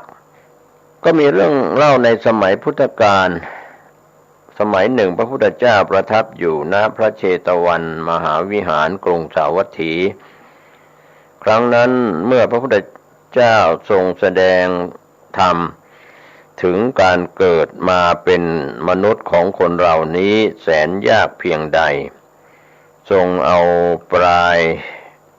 พระนาขาคือปลายเล็บนั้นจิกลงไปที่แผ่นดินฝุ่นก็ติดขึ้นมาเล็กน้อยแล้วก็ตรัสถึงกับภิกษุทั้งหลายในที่ประชุมนั้นว่าภิกษุทั้งหลายเธอจะเข้าใจอย่างไรฝุ่นเล็กน้อยที่เราช้อนให้ติดปลายเล็บของเรานี้ กับฝุ่นในพื้นมหาปฐพีทั้งโลกอย่างไหนจะมากกว่ากันฝุ่นในแผ่นดินมหาปฐพีนั้นมากกว่าจนสุดที่จะเปรียบเทียบกันได้กับฝุ่นที่ติดปลายพระนขาเล็บของพระพุทธเจ้าพระเจ้าข้าฉันใดก็ดีภิกษุทั้งหลายบรรดาเหล่าสัตว์ทั้งหลายที่ตายไปแล้วที่จะย้อนกลับมาเกิดเป็นมนุษย์ในหมู่มนุษย์อีกมีประมาณน้อยส่วนมากก็ไปเกิดในกำเนิดอื่นนอกจากมนุษย์จนสุดที่จะขนานับมิได้เปรียบเสมือนฝุ่นที่ติดปลายเล็บของเรากับฝุ่นทั่วไปที่มีในผืนแผ่นดินมหาปฐพีฉะนั้นเหมือนกันเพราะเหตุนี้การเกิดมาเป็นมนุษย์ได้ยากนักดังนี้แหละพวกเธอทั้งหลายจึงตั้งอยู่ในความไม่ประมาทก็ปรากฏในนัคขสิกขสูตรนะครับเล็บฝุ่นติดปลายเล็บนั้นก็หมายถึงมนุษย์เรามีน้อยที่มาเกิดส่วนใหญ่ก็ไปเกิดในกำเนิดอื่นๆเสียมากกว่าพระสูตรนี้แสดงให้เห็นว่าการเกิดเป็นคนนั้นแสนยากส่วนมากก็ไปเกิดในที่อื่นเช่นนรกเปรตอสุรกายสัตว์เดรัจฉานเทวดาหรือเป็นพระพรหมตามหลักฐานแสดงว่าการเกิดในภพภูมิไหนๆแม้แต่เทวดาก็ไม่ดีไปกว่ามนุษย์การบรรลุธรรมเบื้องสูงต้องทำในภูมิที่มาเกิดเป็นมนุษย์เท่านั้นแม้พระอริยะบางพวกจะไปนิพพานในภพอื่นจากมนุษย์แต่ท่านก็มีเหตุหรือมีปัจจัยที่สร้างไว้จากโลกมนุษย์นี้มาก่อนแล้วด้วยเหตุที่การเกิดในโลกมนุษย์แสนยากพระพุทธองค์จึงทรงย้ำไม่ให้เราประมาทก็เป็นส่วนที่กล่าวถึงความเป็นมาว่าคนเราประมาทแล้วไม่รีบสร้างความดีไว้3ประการเมาในความเป็นหนุ่มเป็นสาวแต่ยังไม่คิดว่ายังไม่แก่เฒ่าแล้วก็ประมาทไม่ทำความดีเมาในความไม่มีโรคว่ายังแข็งแรงไม่เจ็บป่วยแล้วก็ประมาทไม่ทำความดีเมาในชีวิตว่ายังไม่ตายง่ายๆแล้วประมาทไม่ทำความดีฉะนั้นผู้ที่หวังว่าจะมาเกิดบนโลกมนุษย์ใบนี้โลกนี้จงละความเมา3อย่างนี้เสียแล้วก็เร่งสร้างความดีให้เต็มที่แม้เราไม่ปรารถนาจะมาเกิดในโลกมนุษย์ก็จะต้องมาเกิดอย่างแน่นอนเหมือนกับฝุ่นติดปลายเล็บที่พระพุทธองค์ทรงแสดงให้กับภิกษุทั้งหลายอย่างไม่ต้องสงสัยกิจโฉมนุสสปฏิราโภการเกิดเป็นคนแสนยากนะครับท่านผู้ฟังนี่ก็เป็นเรื่องราวที่นำมาเล่ามาบอกกล่าวให้เห็นความสำคัญ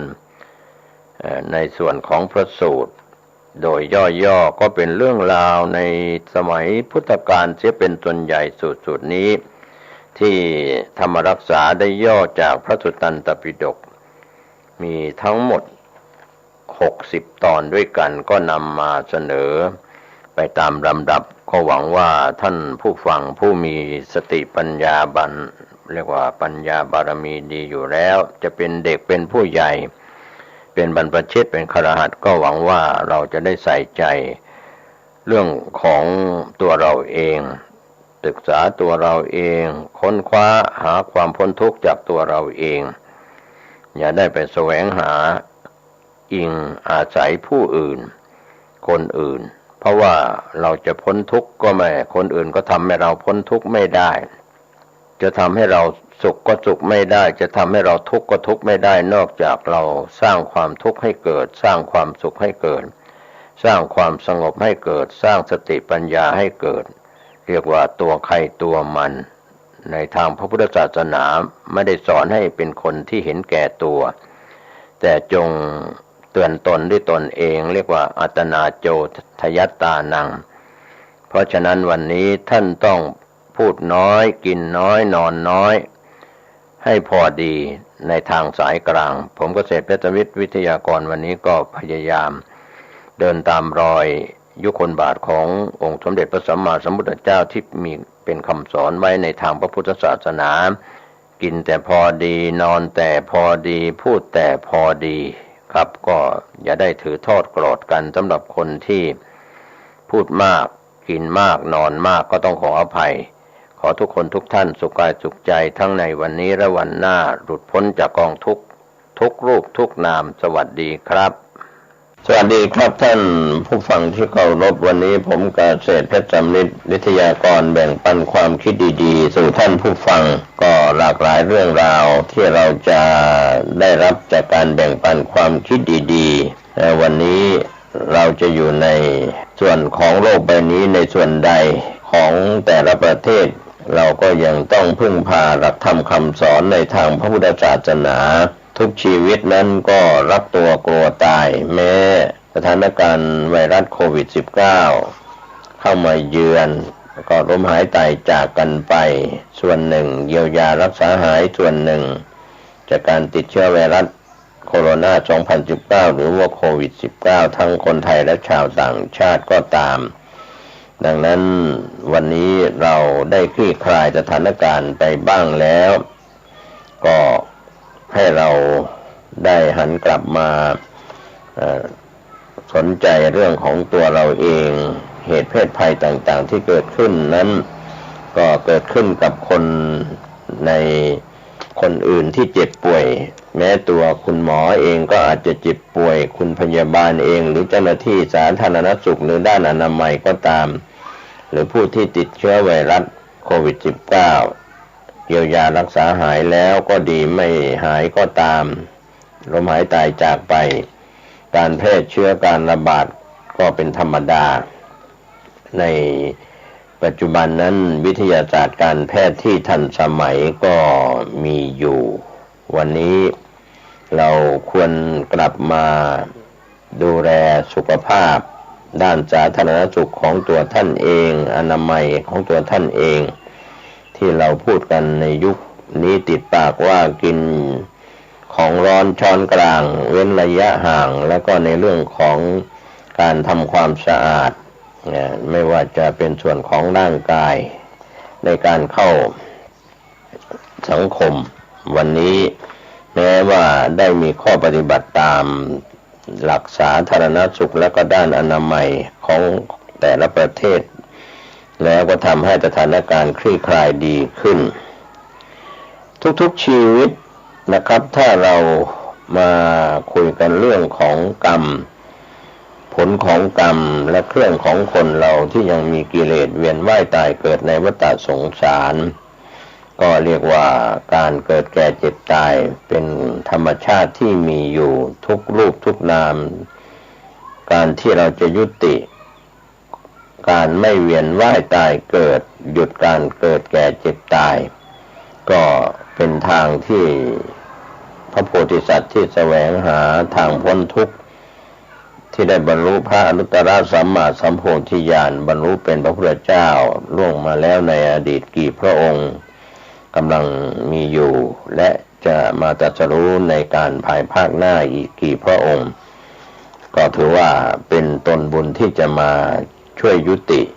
การเวียนว่ายตายเกิดเพราะว่าธรรมชาติของคนและสัตว์ทั้งที่เกิดในไข่ในครรภ์ในมดลูกหรือเกิดโดยโอปปาติกะก็ตามโดยอำนาจของบุญและบาปก็ตามเกิดโดยโอปปาติกะก็ถือว่ายังไม่ยุติเรื่องของกรรมและผลของกรรมข้ามภพข้ามชาติทีเดียวก็เรียกว่ามีภัยไม่มีที่สิ้นสุดวันนี้ทุกๆชีวิตนั้นถ้าเรามองมาสั้นๆทุกเสี้ยววินาทีทุกนาทีทุกชั่วโมงทุกวันทุกเดือนทุกปีอาจจะมีภัยภายในสุขภาพร่างกายมีเชื้อโรคมีโรคภัยไข้เจ็บเบียดเบียนภัยภายนอกก็อาจจะเกิดจากผู้อื่นสร้างภัยขึ้นมาส่งผลกระทบในเรื่องของดินน้ำลมไฟอากาศ แม้แต่ใน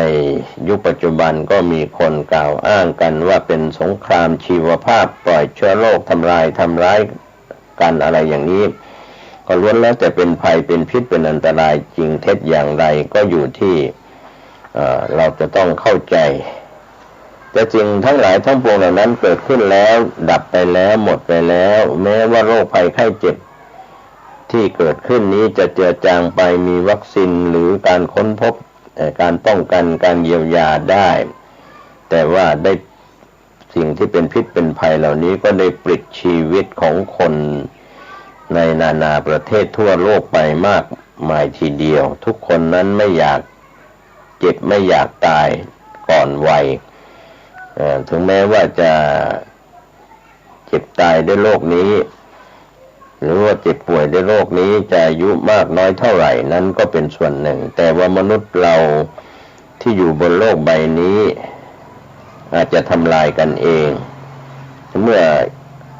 ขาดเมตตาไม่มีความเมตตาก็จะทำลายกันเองชีวิตทุกชีวิตนั้นจึงไปตามอำนาจของกรรมและผลของกรรมที่ก่อกันไว้ส่วนใหญ่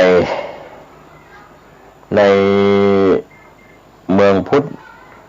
ในประเทศไทยเราจะเห็นมีพิธีขอขมาราโทษการขอขมาราโทษกันกับคนที่ยังมีชีวิตอยู่ก็ดีหรือขอขมาราโทษต่อผู้ที่ล้มหายตายจากไปอย่างเช่นการขอขมาศพเพื่อขอเป็นอโหสิกรรมไม่มีเวรมีกรรมต่อกันไปในภพหน้าชาติหน้าอะไรอย่างนี้ก็ขอเข้ามากันเพื่อให้จบลงทุกอย่างในชาตินี้ภพนี้เคยเป็นศัตรูคู่อาฆาตกันก็ขออโหสิกรรมกันต่อกันพิธีสำคัญในชีวิตก็คือในช่วงเทศกาลเข้าพรรษาออกพรรษาสำหรับพระคุณเจ้าก็ดีพี่น้องชาวพุทธก็ตามรวมไปถึงเทศกาลสงกรานต์เทศกาลปีใหม่เมืองก็แล้วแต่จะมีการเรียกว่าไปกันเป็นส่วนตัวแล้วก็ส่วนรวมไปขอขมาราโทษขอพรผู้ใหญ่ขอพรกับพระสงฆ์องค์เจ้าผู้ทรงศีลอาจจะล่วงล้ำก้ำเกินกันด้วยกายกรรมวจีกรรมมโนกรรมกันแล้วก็ขอให้ท่านเหล่านั้นยกโทษอดโทษให้ที่เราเรียกว่าอโหสิกรรมทำให้ใจเราสบายว่างเพียงพอเพื่อจะรองรับความดีที่จะเกิดขึ้นแม้แต่ในการที่จะเข้าสู่ร่มเงากาสาวพัสในช่วงของการบรรพชาเป็นสามเณรอุปสมบทเป็นพระภิกษุในการที่จะต้องไปขอขมาราโทษผู้ใหญ่เช่นนาคก็จะไปขอขมาราโทษการล่วงล้ำก้ำเกินกันด้วยกายกรรมวจีกรรมมโนกรรมก่อนที่จะเข้าสู่ร่มเงากาสาวพัสก็ไปขอให้ญาติสนิทมิตรสหายใครต่อใครที่เคารพนับถือกันไปขอขมาราโทษเรียกว่าขอขมาก่อนที่จะเข้าสู่พิธีกรรมการบรรพชาอุปสมบทก็เป็นการแสดงออกซึ่ง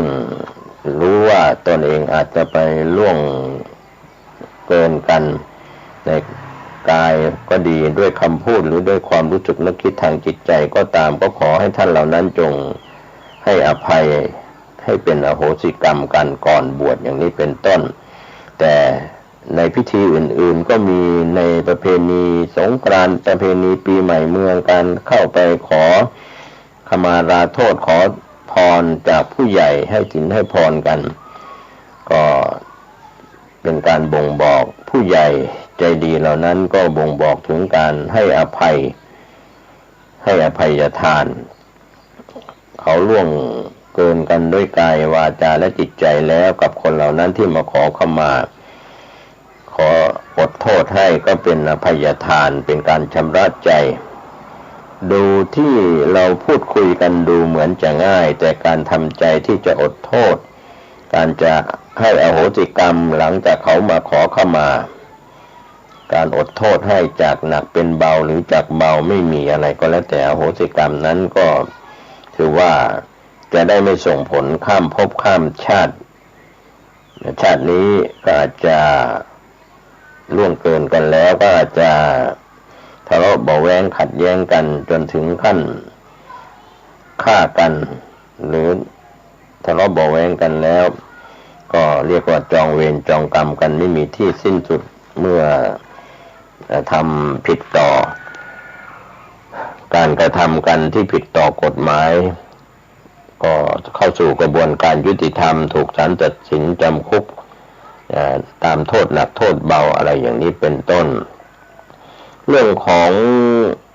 กรรมและผลของกรรมดูเหมือนจะเป็นเรื่องที่ใหญ่โตทำกรรมดีทำกรรมชั่วส่งผลที่เป็นกรรมดีกรรมชั่วข้ามภพข้ามชาติทีเดียวไม่ใช่เฉพาะในภพนี้ชาตินี้เท่านั้นอาจจะเชื่อมโยงมาจากอดีตมาสู่ชาติปัจจุบันแล้วก็เชื่อมโยงจากปัจจุบันไปสู่อนาคตดังนั้นการยุติปัญหาจากการกระทำกรรมของคนและสัตว์นั้นจึงมิใช่จะยุติเพราะว่าอาจจะมีกรรมจากอดีตตามมาส่งผลในปัจจุบันกรรมในปัจจุบันส่งผลในปัจจุบันกรรมในปัจจุบันส่งผลต่อไปในอนาคตเรียกว่าภพหน้าชาติหน้าไปข้างหน้าได้ดังนั้นวันนี้เราก็มองได้อย่างชัดเจนว่าตัวเราเองนั้นบางคนก็มีคนรักเรามากบางคนก็มีคนเกลียดชังเรามากก็เรียกว่าอะไรที่เขารักเราเพราะเราไปทำอะไรให้เขารักเราอะไรที่เขาเกลียดชังเราไปทำอะไรให้เขาเกลียดชังก็บางคนก็อยากจะเป็นญาติดีกันทุกภพทุกชาติก็ไปอธิษฐานก็บางคนก็ไม่อยากไปร่วมกับพาลชนคนชั่วก่อนถอยห่างออกมาก็ไม่อยากไปยุ่งเกี่ยวไม่ว่าจะเป็นเรื่องของคนทำผิดกฎหมายขบวนการค้ายาเสพติดให้โทษหรือทำผิดกฎหมายในช่องทางต่างๆเมื่อถอยออกมาก็ถือว่าได้ปฏิบัติตามมงคลสูตรในมงคล38ข้อ38ประการข้อแรกไม่คบคนพาลข้อถอยห่างจากคนพาลไปแสวงหาคบกับคนดีที่เป็นบัณฑิตใครที่เป็นคนชั่วร้ายเป็นคนที่เป็นอันธพาลเป็นนักเลงเป็นผู้มีอิทธิพลหรือนักค้ายาเสพติดหรือขบวนการค้ายาเสพติดอะไรต่างๆก็มีช่องทางที่อยู่ตกไปอยู่ในห้วงเหวของความชั่วร้ายแต่ถ้าได้ปฏิบัติตามสิ่งที่เป็นมงคลข้อที่สองคบแสวงหาใครเป็นคนดีใครเป็นคนดีอยู่ที่ไหนอย่างไรจะอยู่ใกล้อยู่ไกลอย่างไรก็จะไปคบค้าสมาคมไปแสวงหาคนดีเพราะบางครั้งคนที่อยู่ใกล้ตัวเรานั้นอาจจะเป็นคนพาลชนคนชั่วก็ได้ถ้าเราไม่ได้ระมัดระวังการไปคบค้าสมาคมกับคนที่อยู่ใกล้ตัวต้องดูว่าเขาดีกับเราเขาทำอะไรเขาดีด้วยความจริงใจหรือเสแสร้งแกล้งบางครั้งสมาคมกับคนในสังคมนี้ก็มีทั้งคุณและโทษเหมือนดาบสองคมนะครับวันนี้ท่านผู้ฟังอาจจะคิดว่าคบกันได้เป็นเพื่อนเกิดแก่เจ็บตายแต่ก็ต้องดูว่าคนเหล่านั้นแม้แต่สัตว์เดรัจฉานก็เช่นเดียวกันถ้าเขาไม่คุ้นเคยกับเราที่เราใช้จับว่าสัตว์หน้าขนก็อาจจะเกิดอันตรายถูกเขากัดได้ถูกเขาข่วนได้หรือทำร้ายเราได้หมายถึงสัตว์เดรัจฉานจะเป็นสัตว์ป่าหรือสัตว์ที่คนเลี้ยงก็ตามนะครับอาจจะไม่คุ้นเคยกับเราหรือผู้ที่เป็นเจ้าของก็ตามในช่วงที่เขาอารมณ์หงุดหงิดโมโหขึ้นมาเขาก็อาจจะทำลายเราได้ให้เราถึงตายหรือบาดเจ็บก็ได้การเสวนากับคนพาลในส่วนคนพาลที่อยู่ใกล้อยู่ไกลที่ไหนอย่างไรเป็นใครหน้าไหนอย่างไรก็ต้องเรียกว่าเหมือนคบคนก็ให้ดูหน้าซื้อเสื้อผ้าก็ให้ดูเนื้ออะไรทำนองนั้นนะครับหน้าของคนที่เราจะเข้าไปคบค้าสมาคมมีประวัติการใช้ชีวิตมาเป็นอย่างไร ก็ไม่แปลกแตกต่างอะไรหลายคนก็พยายามสอบถามประวัติของคนที่จะเข้าไปคบค้าสมาคมว่าในอดีตเขาเป็นคนอย่างไรมีพ่อมีแม่มีตระกูลอย่างไรเขามีอาชีพอย่างไรเป็นคนดีคนร้ายอย่างไรเป็นคนที่มีน้ำจิตน้ำใจหรือเป็นคนแรงน้ำใจอะไรต่างๆก็เรียกว่าเข้าไปสืบสาวกับคนที่เราจะเข้าไปคบเราไม่ใช่ว่าผีผามเข้าไปคบกันง่ายๆไม่ใช่ว่าจะอยู่ในเพศใดๆจะเป็นบรรพชิตเป็นคฤหัสถ์ก็ตามก็เรียกว่าอย่าไว้ใจทางอย่าวางใจคนแล้วก็จะจนใจเองหลายคนก็เสียทั้งทรัพย์เสียทั้งอะไรหลายๆอย่างตามมาจากการที่เราไปเสวนากับคนพาลแต่ถ้าเราคบกับคนดีก็เป็นสีแก่ตัวเป็นสีสังคมสีคำว่าสีเนี่ยก็สง่าราศีดีครับเขาก็ช่วยเราก็ศึกษาในเรื่องของเพื่อนแท้เพื่อนเทียมมิตรแท้มิตรเทียมอะไรต่างๆวันนี้ปัญหาต่างๆที่เกิดขึ้นในบ้านในเมืองในประเทศในถิ่นใดๆจะยุติปัญหาได้ก็ต้องการคนที่จะให้อภัยก็การให้อภัยนั้นคนเรียกว่าอภัยโทษสำหรับผู้ที่มีความผิดแล้วศาลผู้พิพากษาท่านก็ปราณีถ้าสารภาพหรือ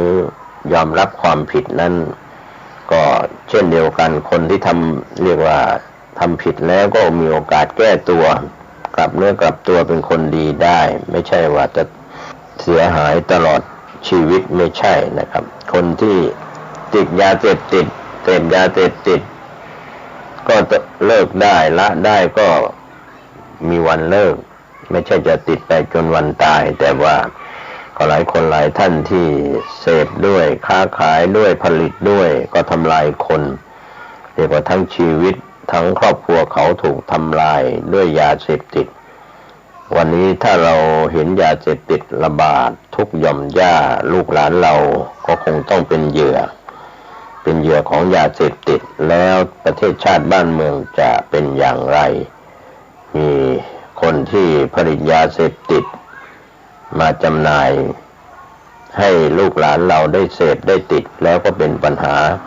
ตัวเราติดก็ดีลูกหลานติดก็ดีญาติพี่น้องติดก็ดีหรือ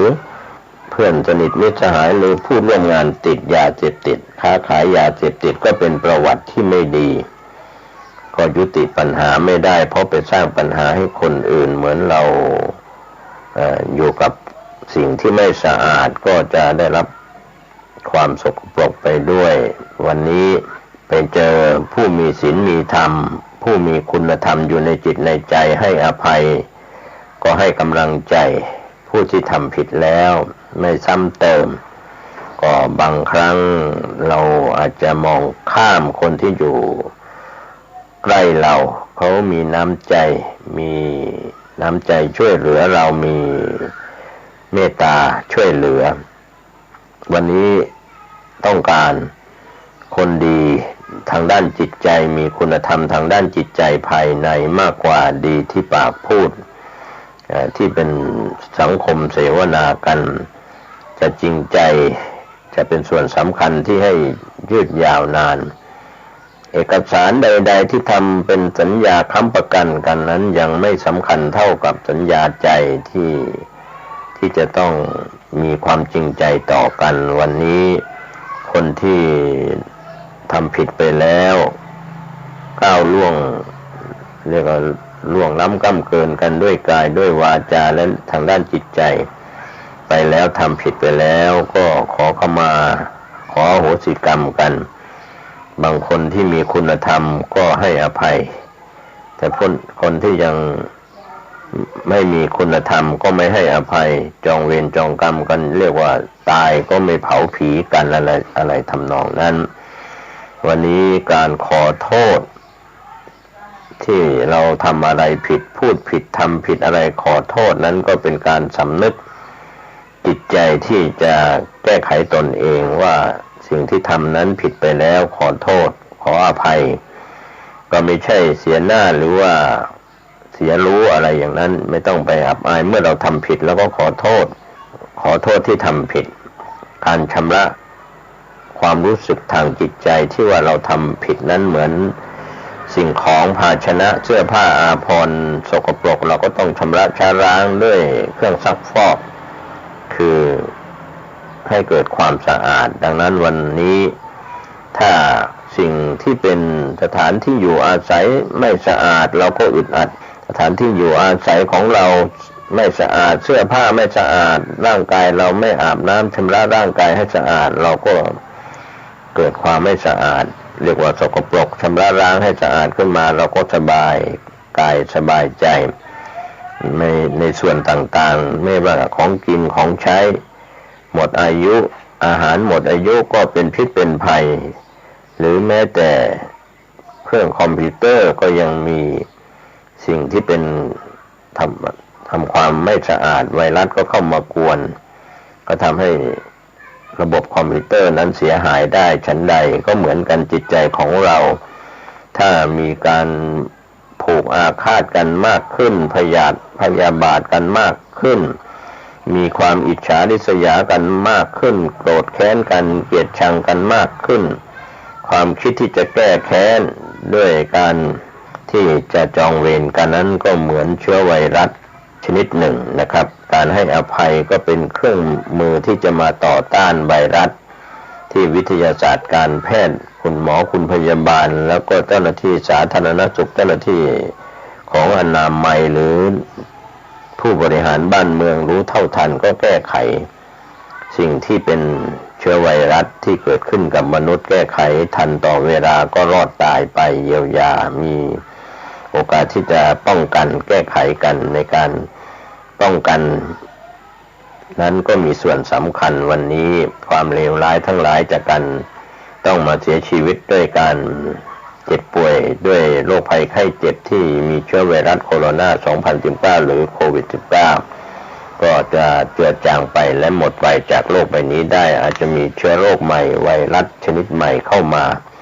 ก็เรียกว่าไม่มีอะไรเที่ยงแท้แน่นอนวันนี้พลังที่สำคัญที่มนุษย์เราลืมคิดไปก็คือพลังใจพลังความคิดที่อยู่ในใจถ้าเราคิดดีๆก็เป็นพลังที่ดีๆออกมาทางหน้าตาท่าทางคำพูดกิริยามารยาทแต่พลังที่เป็นพลังทางความเลวร้ายความคิดอะไรที่ฝังไว้ในใจไม่ดีก็จะไปสร้างปัญหาเรียกว่าความทุกข์ระทมก็ดูจากนักเลงหัวไม้หรือคนที่อยู่ในส่วนของที่ติดงอมแงมในเรื่องของอบายมุขต่างๆก็เรียกว่าหวังรวยทางลัดด้วยการเป็นนักค้ายาเสพติดหรือรวยทางลัดด้วยเป็นผู้ทุจริตคอร์รัปชันในบ้านในเมืองก็แล้วแต่นะครับความคิดที่เป็นความคิดดีๆมีมากในใจก็จะเป็นพลังที่สำคัญในชีวิตของท่านวันนี้แต่ถ้าความคิดเลวร้ายเกิดขึ้นในจิตในใจของท่านก็จะเป็นพลังลบนะครับไม่ใช่พลังบวกก็เข้ามาพูดถึงเรื่องของคำว่าพลังบวกก็เป็นอภัยทานที่สำคัญเราคิดอะไรดีๆกับคนรอบข้างไว้แม้ว่าคนรอบข้างที่อยู่กับเราใกล้ชิดเราเขาจะคิดร้ายก็อาจจะแพ้ภัยไปเรียกว่าเราให้อภัยทานเขาก็ถือว่าเป็นอภัยทานเป็นบารมีจากทานบารมีข้ออภัยทานเป็นทานที่สูงสุดวันนี้การที่เราจะทรงพลังมีพลังที่สำคัญที่มีอยู่ในตัวก็คือพลังจากศีลพลังจากสมาธิพลังจากปัญญาเราช่วยคนที่อยู่รอบข้างรอบตัวเราก่อนให้เป็นผู้มีพลังทางความคิดที่ดีเมื่อมีพลังความคิดที่ดีก็จะมีพลังต่อไปจากรุ่นสู่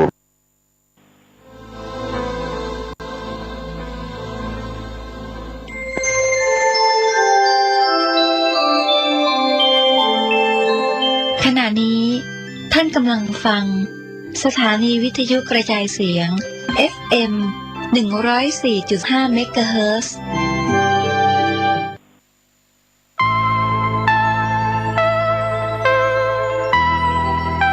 ขอเชิญร่วมทำบุญทอดกฐินและวางศิลาฤกษ์ศาลาการประเรียนณที่พักสงฆ์เหล่ามนทาหมู่ที่ 3 ตำบลดอยหลอดอำเภอดอยหลอดจังหวัดเชียงใหม่วันที่ 12 ตุลาคม 2565 เวลา 13:39 นาที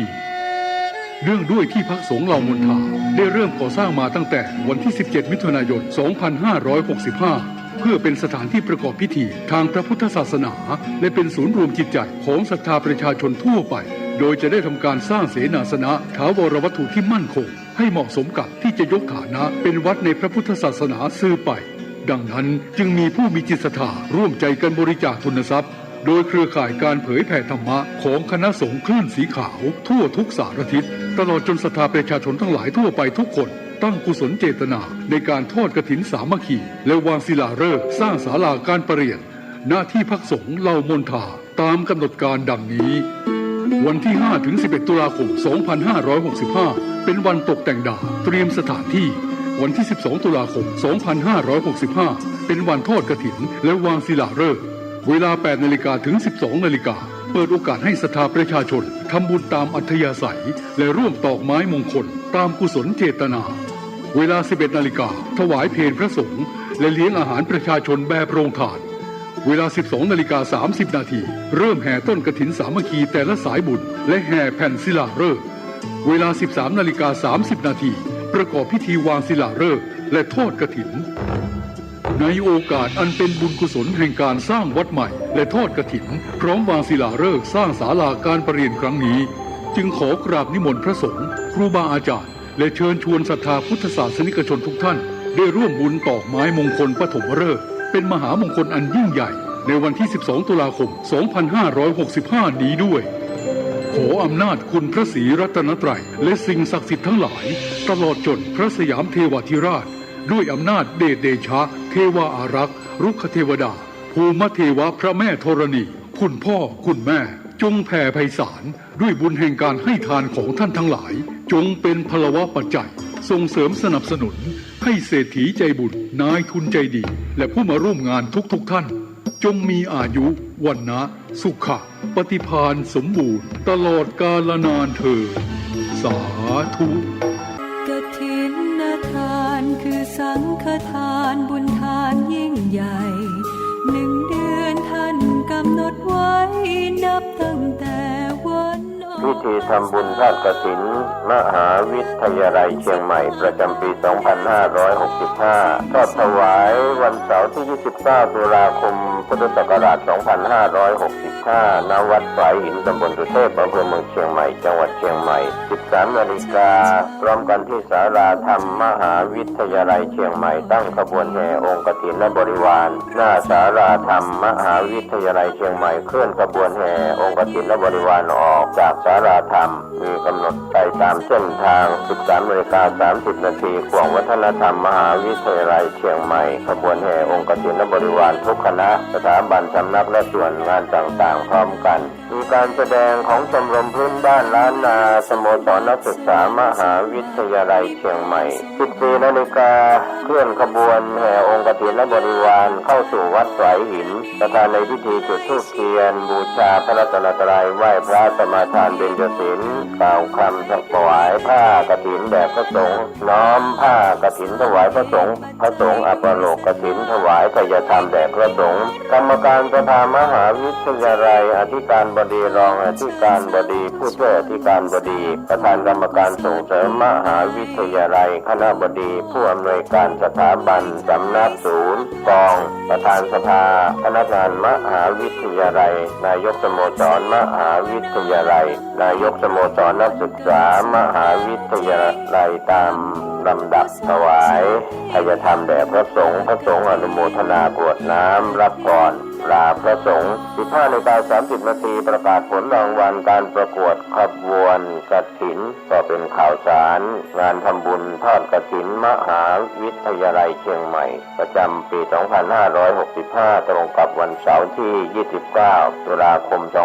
2565 ก็ถวายกับพระคุณเจ้าที่จำพรรษาท่วนใจมาศวัดฝายหินตำบลสุเทพอำเภอเมืองเชียงใหม่จังหวัดเชียงใหม่ขอเชิญท่านร่วมบุญร่วมกุศลติดต่อได้ที่มหาวิทยาลัยเชียงใหม่และวัดฝายหินที่จะร่วม ทำบุญในคราวครั้งนี้ได้ความสุขกายสุขใจโดยทั่วหน้ากันสร้างเหตุปัจจัยด้วยศรัทธาด้วยปัญญารู้เห็นทำตามจริง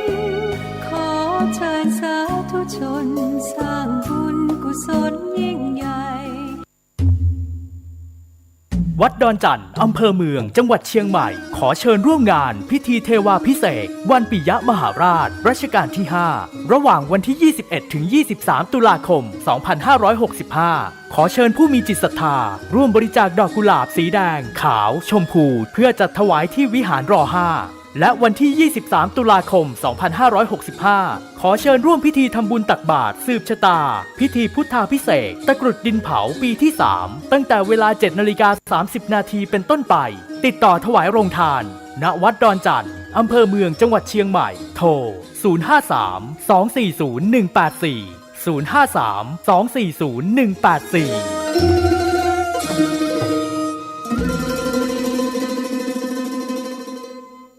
กฐิน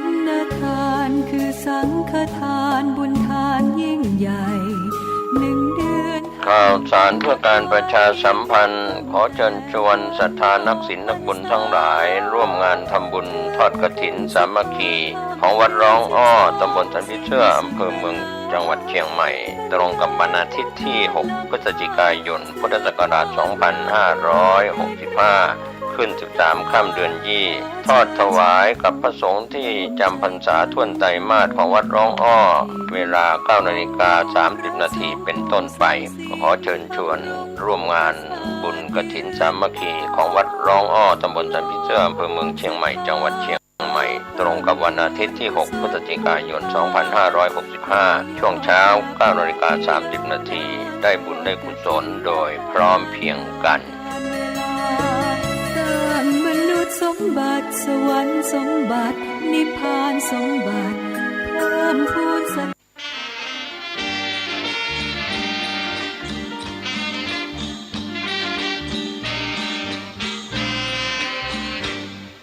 สิกรแข็งตั้งเป็นกระดูกสันหลังของชาติไทยจะเรืองอำนาจเพราะไทยเป็นชาติกสิกรรมกสิกรแข็งตั้งเป็นกระดูกสันหลังของชาติไทยจะเรืองที่นี่สถานีวิทยุ FM 104.50 เมกะเฮิรตซ์วัดฝายหินมหาวิทยาลัยเชียงใหม่จังหวัดเชียงใหม่รายการต่อจากนี้ไปขอเชิญท่านผู้ฟังทุกท่านเข้าสู่รายการดีมีคุณค่าน่าติดตามรายการเกษตรเพื่อชีวิตดำเนินรายการโดยกลุ่มรักเกษตรประสานงานโดยนายพิชัยคงพิทักษ์คณะเกษตรมหาวิทยาลัยเชียงใหม่หมายเลขโทรศัพท์ 053944030 ขอเชิญทุกท่านติดตามรับฟังได้ณบัดนี้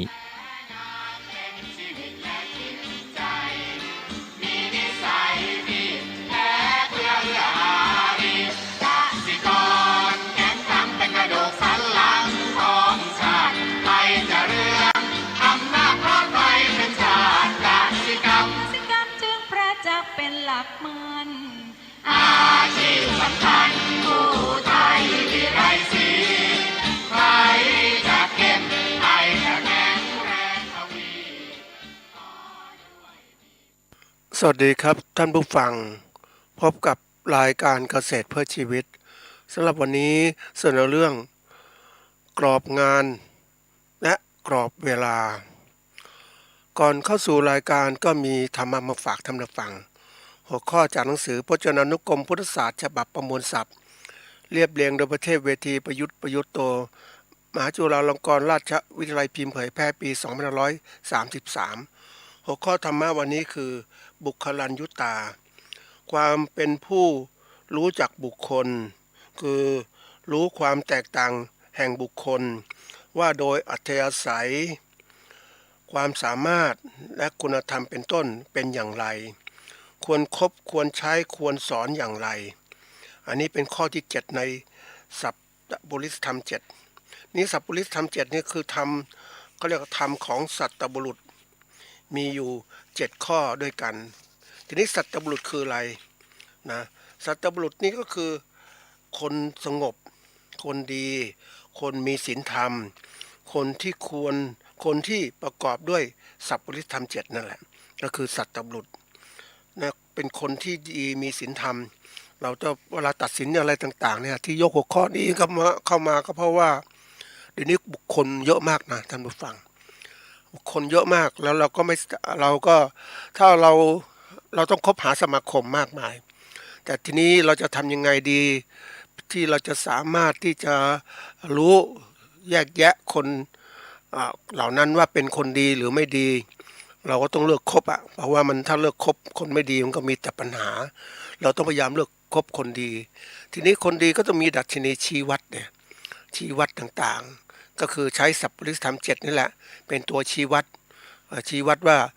เป็นคนยังไงบ้างนะรู้จักเหตุรู้จักผลรู้จักตนรู้จักประมาณรู้จักการเวลารู้จักประชุมรู้จักสังคมและรู้จักบุคคลนะเป็นอย่างไรเราก็สามารถรู้ได้เมื่อเขาแสดงออกด้วยสิ่งเหล่านี้เราก็สามารถวัดเขาว่าเป็นคนดีหรือไม่เพราะนั้นท่านผู้ฟังก็เอาหลักเนี้ยไปวัดเลยเพราะเราต้องรู้จักเลือกคบคนนะท่านผู้ฟังคนที่เรามีคือถ้าเรารู้จักเลือกคบคนที่ดีปุ๊บเนี่ยคนดีจะนำสิ่งที่ดีมาให้คนชั่วก็นำสิ่งที่ชั่วมาให้นะมันก็เป็นสิ่งที่ต้องเลือกถ้าท่านไม่มีตัวเลือกต้องพยายามพิจารณาเอาหลักธรรมะไปใช้หลักธรรมพุทธเจ้านี่แหละเอาไปใช้ในการพิจารณาคนได้เลย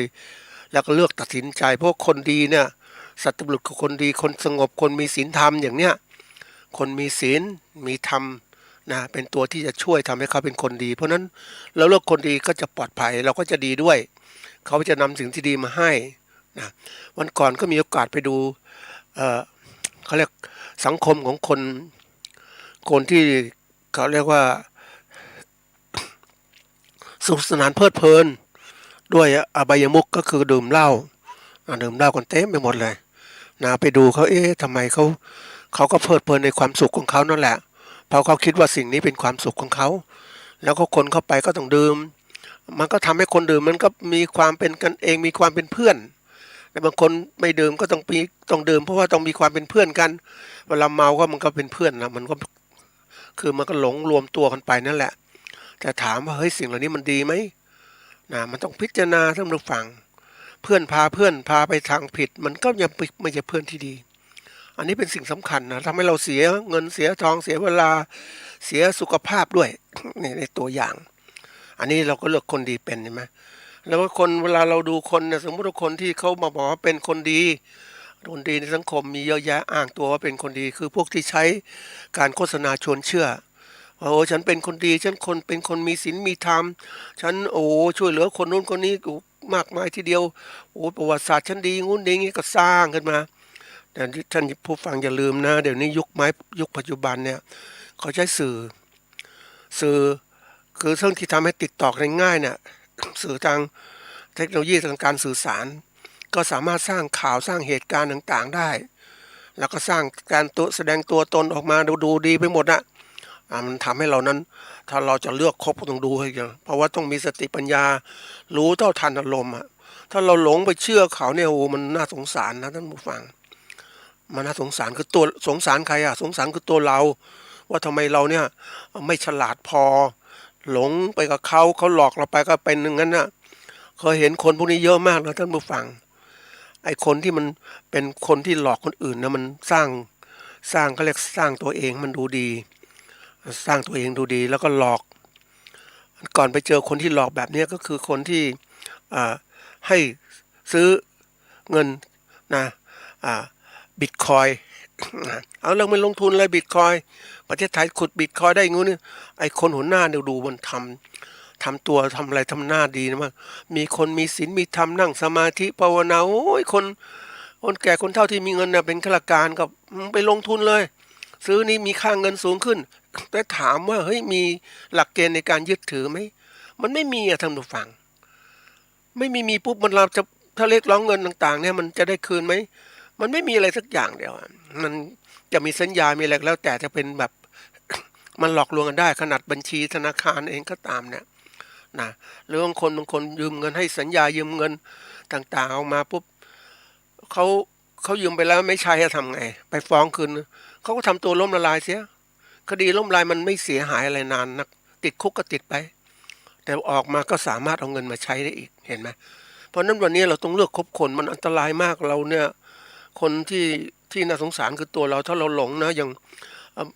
บอกให้เราทำเอาตัวอย่างเนี่ยหลงตามนโยบายรัฐบาลทำนู่นทำนี่นะถ้าถามว่า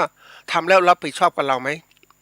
ให้เราเป็นเกษตรกรปลูกนู่นปลูกนี่ปลูกยางพาราปลูกเต็มไปหมดเลยนะแล้วคุณรองรับตลาดเราไหมคุณก็ไม่รองรับตลาดเพราะว่าอะไรกรมกองการยางก็อยู่กรมวิชาการเกษตรไอ้กรมกระทรวงเกษตรอีกกรมค้าขายก็อยู่กระทรวงพาณิชย์ต่างกรมต่างก็ทำหน้าที่ของเขาไม่ยุ่งเกี่ยวกันก็ได้เพราะนั้นเวลาผลิตมาแล้วเนี่ยขายไม่ได้ก็ทำยังไงใครรับผิดชอบไม่มีใช่ไหมภาครัฐส่งเสริมก็บอกโอ้ฉันมีหน้าที่ส่งเสริมคุณเป็นผู้ทำแล้วคุณก็ต้องหาตลาดเองนะฝ่ายกรมกระทรวงพาณิชย์ก็บอกโอ้ฉันก็ไม่รู้เรื่องนี้คนจะค้าขายไงคุณทำเองก็คุณรับผิดชอบเองที่สุดมันลงที่ไหนรู้ไหมท่านผู้ฟังก็คือตัวเกษตรกรนั่นแหละต้องรับผิดชอบตัวเองนี่เพราะนั้นวันนี้คุณจะทำยังไงคุณจะไม่เป็นผู้ที่ถูกคนอื่นเขาหลอกให้ทำโน่นทำนี่คุณต้องฉลาดคุณจะฉลาดคุณต้องรู้เรื่องราวต่างๆให้ชัดเจนเพราะนั้นการรู้เรื่องราวต่างๆชัดเจนหัวข้อนี้ก็เป็นข้อหนึ่งที่จะบอกท่านว่านะว่าจะเป็นยังไงคือกรอบของงานและกรอบของเวลานะอันนี้ที่ยกตัวอย่างยกหัวข้อมาเนี่ยเพื่อจะเพิ่มความสามารถในการเรียนรู้ของท่านแล้วก็ทำให้ท่านนั้นที่เป็นเกษตรกรเป็นผู้การเกษตรเนี่ยสามารถที่จะดำเนินธุรกิจของตัวเองได้ประสบความสำเร็จนะได้เรียนรู้มากขึ้นแล้วก็ทำงานเนี่ยทำอย่างนักธุรกิจบางคนบอกทำไมไม่พูดเรื่องเกษตรนะท่านผู้ฟังเกษตรปลูกพืชเลี้ยงสัตว์ต่างๆเนี่ยถามว่าเฮ้ยเดี๋ยวนี้มันมีข้อมูลข่าวสารมากมายคือเดียวคุณก็สามารถค้นได้หาได้นะเอาเป็นตรงนี้แต่กรณีที่เป็นวิชาการเรื่องของการบริหารธุรกิจเกษตรต่างๆเนี่ยซึ่งเป็นเรื่องของการที่นำความรู้ต่างๆมาผสมผสานกันนะซึ่งเป็นเรื่องที่ยากลำบากนะยากแต่ท่านต้องรู้เพราะท่านจะมัวก้มหน้าก้มตาผลิตไปแล้วขายไม่ได้ท่านผู้ฟังวันนี้ท่านต้องมองทุกสิ่งทุกอย่างเป็นองค์รวมเขาเรียกว่าถ้าเป็นพวกของเขาเรียกว่าเป็นสหวิทยาการเป็นวิทยาการที่หลายๆวิชามารวมกันไม่ใช่เอาอย่างใดอย่างหนึ่งมันสมัยก่อนนะใช่ความรู้ลูกกระจ่างแต่อย่างเดียวแต่ไอ้เชี่ยวชาญเฉิดจะเกิดผลนั่นอีกอย่างหนึ่งแต่โลกปัจจุบันมันต้องอาศัยสหวิทยาการหลายๆวิชามารวมกันมันต้องรู้จักวิเคราะห์อย่างกรณีบุคคลที่ต้องมาดูเนี่ยนะบุคลายุตาอย่างเนี้ยมาต้องรู้ละไม่ใช่ดูทุกคนเฉพาะภายนอกดูมันลึกๆเลยเนี่ยนะทีนี้มาดูว่าก่อนเข้าสู่เนื้อหาของเราเนี่ยประการแรกก็อยากเข้าใจความหมายและความสำคัญซะก่อนมันเป็นยังไงอันที่สองก็พูดถึงเนื้อเรื่องของตรงนี้มันเรื่องอะไรที่ต้องรู้ในเรื่องตรงนี้รู้แล้วไม่พอต้องวิเคราะห์ความรู้ของเราแล้วหัดทำตามเนี่ยนะอันที่สามก็ต้องรู้จักการวิเคราะห์ที่สิ่งที่เกิดขึ้นนะทีนี้ตัวแรกก่อนก็คือว่ามาดูความหมายที่ก่อนคำว่ากรอบของงานนะกรอบนี่แปลว่าถ้าเป็นคำนะเป็นคำนามก็ว่าขอบเขตที่กำหนดกรอบเนี่ยเป็นขอบเขตที่กำหนดงานคือสิ่งหรือกิจกรรมที่ทำเราก็มีกรอบของสิ่งนั้นที่ทำเราจะทำอะไรต่างต้องมีกรอบไม่ใช่ทำไปเรื่อยๆนะท่านผู้ฟังเราเป็นเกษตรกรหรือผู้ประกอบการต้องคิดแล้วทำยังไงกรอบของงานทีนี้มาตัวที่มาเชื่อมต่อคือตัวของเวลากรอบของเวลาคือกำหนดเวลาคำว่าเวลานั้นเป็นคำนามแปลว่าชั่วขณะหรือว่าความยาวนานที่มีอยู่หรือเป็นอยู่การที่จะบอกอย่างนี้ได้ก็คือดูไว้ว่ากำหนดเป็นว่ากรอบนี้ก็คือเป็นเดือนเป็นปีเป็นวันเป็นชั่วโมงอย่างเนี้ยทีนี้ทำไมถึงต้องเอากรอบของเวลามากำหนดคนหลายคนนะไม่ให้ความสำคัญกับเวลานะท่านผู้ฟังใช้ชีวิตไปเรื่อยๆนะไม่ให้ความสำคัญกับเวลาทีนี้จะมาพูดถึงเรื่องตรงนี้ก่อนว่าเพื่อให้ท่านเห็นความสำคัญของตัวเวลาเนี่ยมันใช้แล้วหมดไปเวลาผ่านไปนะควรจังหวะตั้งแต่เราเริ่มต้นเกิดขึ้นมาเรียน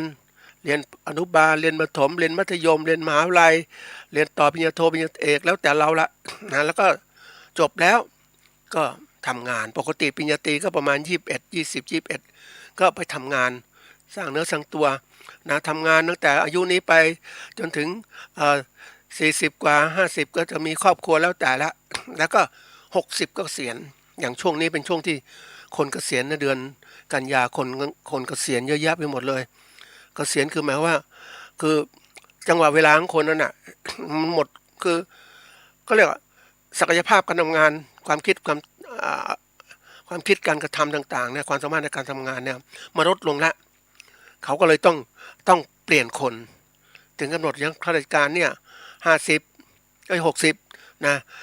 นักตุลาการก็อาจจะมัน70บางคนก็65แล้วแต่ มีการต่ออายุราชการก็แล้วแต่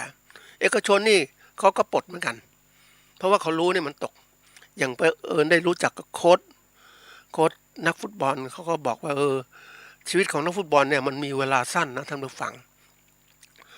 ฝึกฝนตัวเองเต็มที่เลยเรียนก็ ไม่ก็เรียนสูงหรอกเรียนเอาเวลามาฝึกฝนทำงานก็อาจจะประมาณ17-18ก็ทำงานได้แข่งฟุตบอลได้แล้วประมาณสัก30 ปีก็หรือ35 ปีก็ต้องปลดละเพราะว่าร่างกายมันชราลงแล้วเนี่ยมันทำงานเยอะวิ่งต่างๆเหล่านี้นี่เพราะนั้นไอ้เรื่องของเวลาเนี่ยมันสำคัญมาก คนก็พูดถึงเวลาเนี่ยบอกว่าถ้าพูดถึงเวลาเนี่ยจริงๆมันหมดไปทุกวันนะเราจะทำอะไรก็ตามเนี่ยมันจะลองผิดลองถูกแล้วก็คิดอย่างลองผิดลองถูกมันก็ไม่เขาเรียกอะไรประสบความสำเร็จช้าวิธีการจะไม่ลองผิดลองถูกคือเอา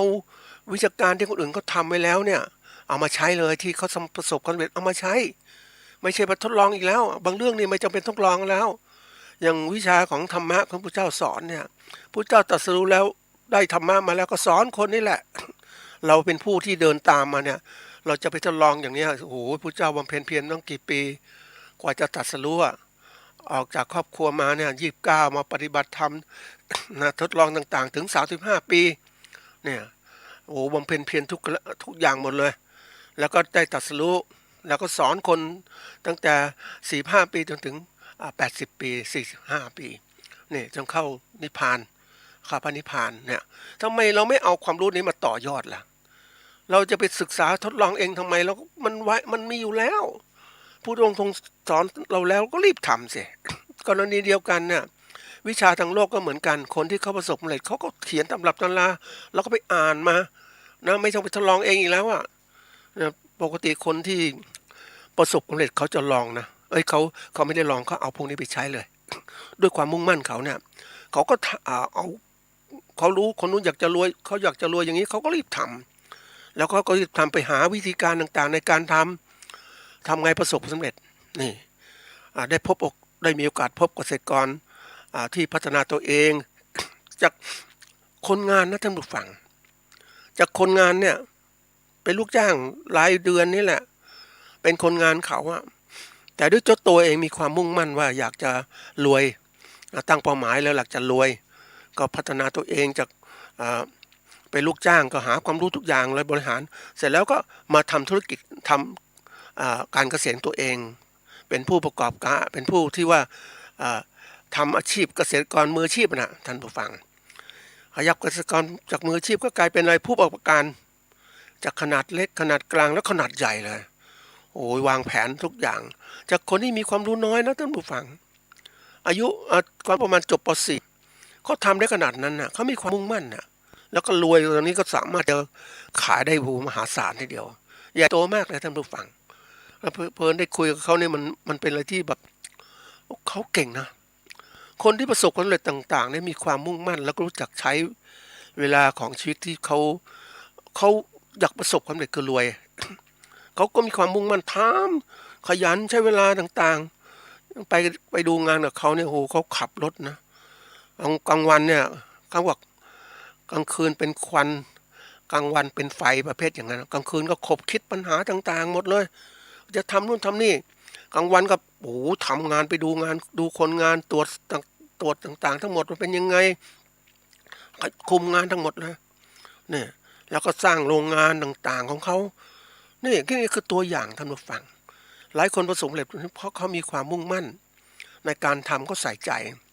เขาให้ความสำคัญกับเวลามากถึงที่ผู้ดำเนินรายการเอาเวลามาพูดเพราะอยากให้ท่าน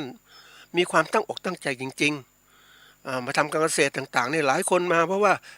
นะคือปกติทำการเกษตรก็ประกอบอาชีพตามพ่อแม่นั่นแหละ นะทีนี้ประกอบพ่อแม่ก็แน่นอนก็มีความท่านก็มีความรู้ระดับหนึ่งแล้วท่านก็สอนเราแต่เราก็รับต่อมาก็ทำตามที่ท่านสอนนั่นแหละแต่เราไม่ได้ไขว่คว้าหาความรู้เพิ่มเติมมันก็ไปไม่ได้นะเกษตรกรแบบอย่างนี้มีเยอะนะอีกกลุ่มนึงเกษตรกรที่คือประเภทที่ว่าทำอะไรไม่ได้แล้วก็อยู่กับการเกษตรคนอื่นบอกเกษตรดีนะมีอาชีพมีความสบายไม่ต้องไปขอใครเขากินทำอาชีพได้สบายจริงๆอ่ะนะคือคำพูดอย่างนี้มันก็มีจริงอ่ะทำไปเกษตรกรไม่มีอดนะท่านผู้ฟังถ้าทำจริงไม่มีอดแต่ไม่รวยถ้าไม่มีตัวเงินเข้าไปเพียงแต่ว่าทำมาหากินอยู่ตรงเนี้ยแต่ไม่มีเก็บเท่าไหร่อ่ะนะเพราะว่าอะไรก็เพราะจะไปค้าขายยังไงก็ถูกเขาเอาเปรียบเยอะแยะไปหมดเลยมันต้องถ้าจะค้าขายดีก็ต้องเปลี่ยนจากค้าขายธรรมดาไม่ผ่านพ่อค้าขายสินค้าด้วยตัวเองสู่ผู้บริโภคอย่างเนี้ยนี่คือตัวสำคัญนี่ก็ต้องยกระดับตัวเองนะเหมือนเกษตรกรที่เล่าให้ท่านผู้ฟังเป็นผู้ประกอบการเนี่ยเขาเห็นปัญหา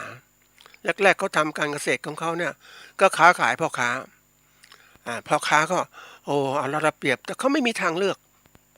เขาต้องสู้พยายามต่อไปที่สุดแล้วก็ เปิดตลาดของตนเองนะค้าขายเพราะว่ารู้ว่ามัน50%นะท่านผู้ฟังอย่างเขาก่อนที่เล่าถึงกล้วยอย่างเงี้ยซื้อกล้วยมาวีละ5 บาทมาขายวีละ10 บาทหรือ15 บาทหรือ20 บาทเหมาเข้ามาอย่างเงี้ย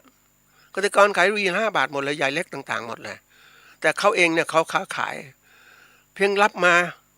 แล้วก็มันสุกไปเรื่อยๆค้าขายจาก5 บาทมาเป็น10 บาทถ้าค้าขายกำไรละ5 บาทเนี่ยวีละ5 บาทหรือบางที่10 บาท15 บาทอย่างเงี้ยคือมันเป็นอะไรที่ไม่ต้องลำบากท่านผู้ฟังค้าขายนะถ้าคนเก่งนะคำนวณเป็นนะสบายอาชีพคนแก่นะอันนี้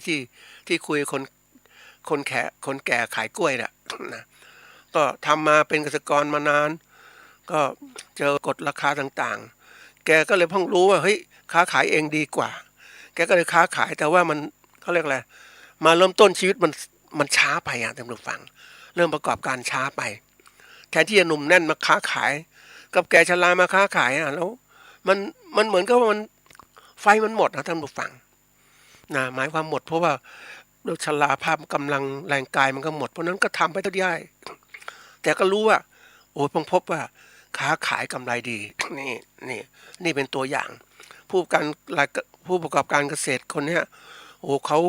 ทำยังหนุ่มแน่นนะท่านผู้ฟังอายุไม่มากนะทำแล้วก็ขยันนะความรู้ทางโลกน้อยแต่ความขยันมุ่งมั่นแล้วก็พยายามศึกษาแล้วก็การที่คุยกับพ่อค้าต่างๆเขามองเห็นเขาคิดจะทำยังไงแล้วเขาประสบสำเร็จใหญ่โตโมโหลานเนี่ยนี่คือตัวอย่างคนที่เรียกว่ารู้จักใช้เวลาเรามองถึงเวลาชีวิตของเราเนี่ยถ้าเราปล่อยไปเรื่อยๆอย่างเงี้ยเหมือนไอ้หนุ่มไอ้พวกสังคมของคนดื่มเหล้าเนี่ยนะไอ้วัยเด็กวัยต่างๆนั้นดื่มมันไม่มีคุณค่าอะไรเลยมันเกษตรกรที่ดื่มเหล้าดื่มสุราก็ไม่แล้วว่าหมดเวลาไปแทนที่จะไปคิดว่าจะทำไงให้มันดีขึ้นกว่าเดิมกับเมาสุรานะเสร็จจากงานก็ไปกินสุราก็นอนหลับนะแล้วตื่นเช้ามาก็ทำงานเหมือนเดิมแล้วหมดเงินไปอีกต่างหากแล้วเมื่อไหร่จะรวยเนี่ยเกษตรกรไทยนี่ต้องยอมรับนะว่าความที่มองเวลาเนี่ยเหมือนกับว่ามันก็ไม่มีคุณค่าอะไรมันก็ทุกวันก็ตื่นมาก็มีวันหนึ่งแล้ววันหน้าก็ตื่นมาแล้วนะทีนี้มันเวลาสำคัญนะท่านผู้ฟังมีบางคนก็พูดว่าตัวเลขที่ได้มามากอายุมากๆเนี่ยถามว่ามันไม่ใช่เรื่องง่ายนะมันผ่านการลงทุนมาเยอะผ่านการกินการรักษาต่างๆมามากมายทีเดียวจาก70 ถึง 80ค่าดูแลต่างๆร่างกายเนี่ยมหาศาลนะทั้งอาหารการกินยารักษาโรคต่างๆไปเที่ยวต่างๆพักผ่อนเพื่อจะดูแลร่างกายตัวเองไม่ใช่ง่ายนะตัวเลขที่เพิ่มมา80 90อย่างเงี้ยนี่เขาเรียกตัวเลขเขามองถึงนี้ไม่ใช่ว่าคนแก่อยู่นานๆแก่ไปอยู่เขาเรียกแก่ไปอยู่นานนะมันเป็นเรื่องที่ว่าถ้านอนอยู่เฉยๆเนี่ย มันเหมือนกับว่ามันไม่มีอะไรท่านผู้ฟังแต่แกยังมีคุณค่านี่สำคัญมากนะดูแลตัวเองให้มีคุณค่าขึ้นอันนี้สำคัญเรามองการต่างๆได้เนี่ยถ้ามองถึงการจัดการชีวิตตัวเองเนี่ยนี่ก็คือการงานนะท่านผู้ฟังเป็นกรอบการใช้ชีวิตของเราถ้าเรามองชีวิตของเราเฮ้ยมันเกิดมาต้องมีคุณค่าเกิดมาต้องทำงานที่มีคุณค่าเป็นคนดีนะมีศีลมีธรรมเนี่ยจะทำให้เราเกิดภพชาติที่ดีนี่คือกรอบงานของเราเพราะฉะนั้นการที่เรามองตรงนี้คือการให้ความสำคัญเกี่ยวกับเวลาใช้แล้วหมดไปอย่างนี้เราทำยังไงเราต้องเตรียมการเพราะนั้นวางแผนชีวิตของเราเนี่ยก็เคยคุยเนี่ยได้คุยกับคนที่เป็นลูกจ้างนะน่าสงสารเหมือนกันนะท่านผู้ฟังลูกจ้างของภาครัฐนะทำงานเป็นลูกจ้างรายเดือนนะท่านผู้ฟังเวลาถึง60 ปีเขาเกษียณคือให้ออกอ่ะหมดคุณค่าให้ออกถามว่าแล้วคุณมีเงินเก็บอะไรเท่าไหร่นะไม่มีเงินนะท่านผู้ฟังมีเงินใช้ไปก็หมดบางเขาบอกว่ามีเงินประมาณ100,000 กว่าบาทในการเก็บเนี่ยซื้อได้เงินมาก็ซื้อของซื้ออะไรเป็นของใช้ของอะไรต่างๆก็มีซื้อรถบ้างซื้ออะไรมันก็หมดไปอ่ะมันไม่เหมือนเป็นเงินก้อนอ่ะ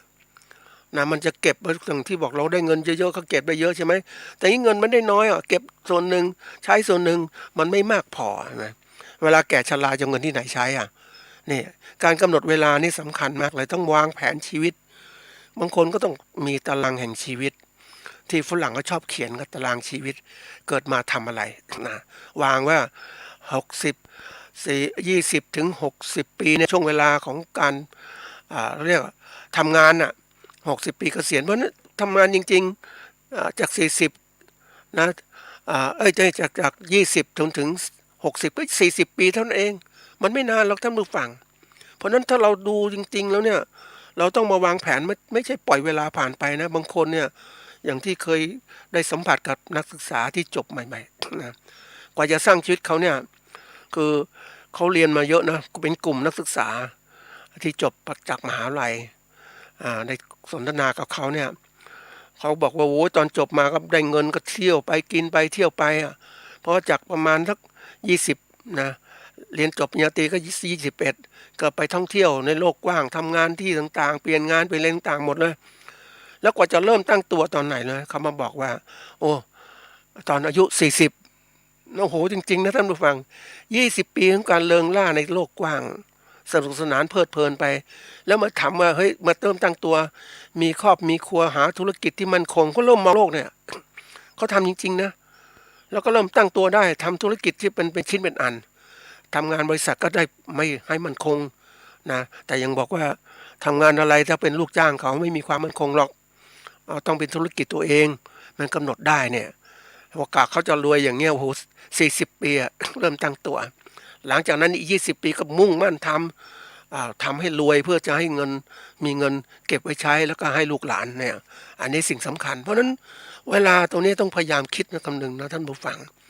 หลายอาชีพเนี่ยต้องคิดคำนึงไม่ว่ามุ่งมองไปทำไปเรื่อยๆอย่างเงี้ยเหมือนเราทำการเกษตรแล้วก็ทำเรื่อยๆของเราไปทำเรื่อยๆไม่ได้มองให้เวลามันหมดไปทุกวันแล้วเราจะมาลองผิดลองถูกทำไมแล้วก็ทำมันถูกต้องที่เลยรีบทำซะนะเราถามว่าทำไมต้องรีบมันชีวิตมันไม่ใช่เรื่องเล่นนะท่านผู้ฟังมันตายได้ทุกขณะเมื่อลมไม่หายใจไม่ออกเมื่อลมหายใจไม่เข้าไม่ออกเนี่ยมันตายนะเพราะนั้นจังหวะชีวิตก็รีบมีอะไรก็รีบทำเสียนะครูบาอาจารย์ท่านสอนเรื่องของภาวนาฝึกอารมณ์จิตใจบอกให้เร่งภาวนาเสียอย่ามาชักช้าเราไม่รู้ว่าความตายจะเข้ามาเมื่อไหร่เนี่ยในตัวอย่างเพราะนั้นเราก็รีบเนี่ยนี่ขนาดสอนเรื่องการภาวนานะเพราะนั้นการงานอาชีพก็เช่นกันต้องเร่ง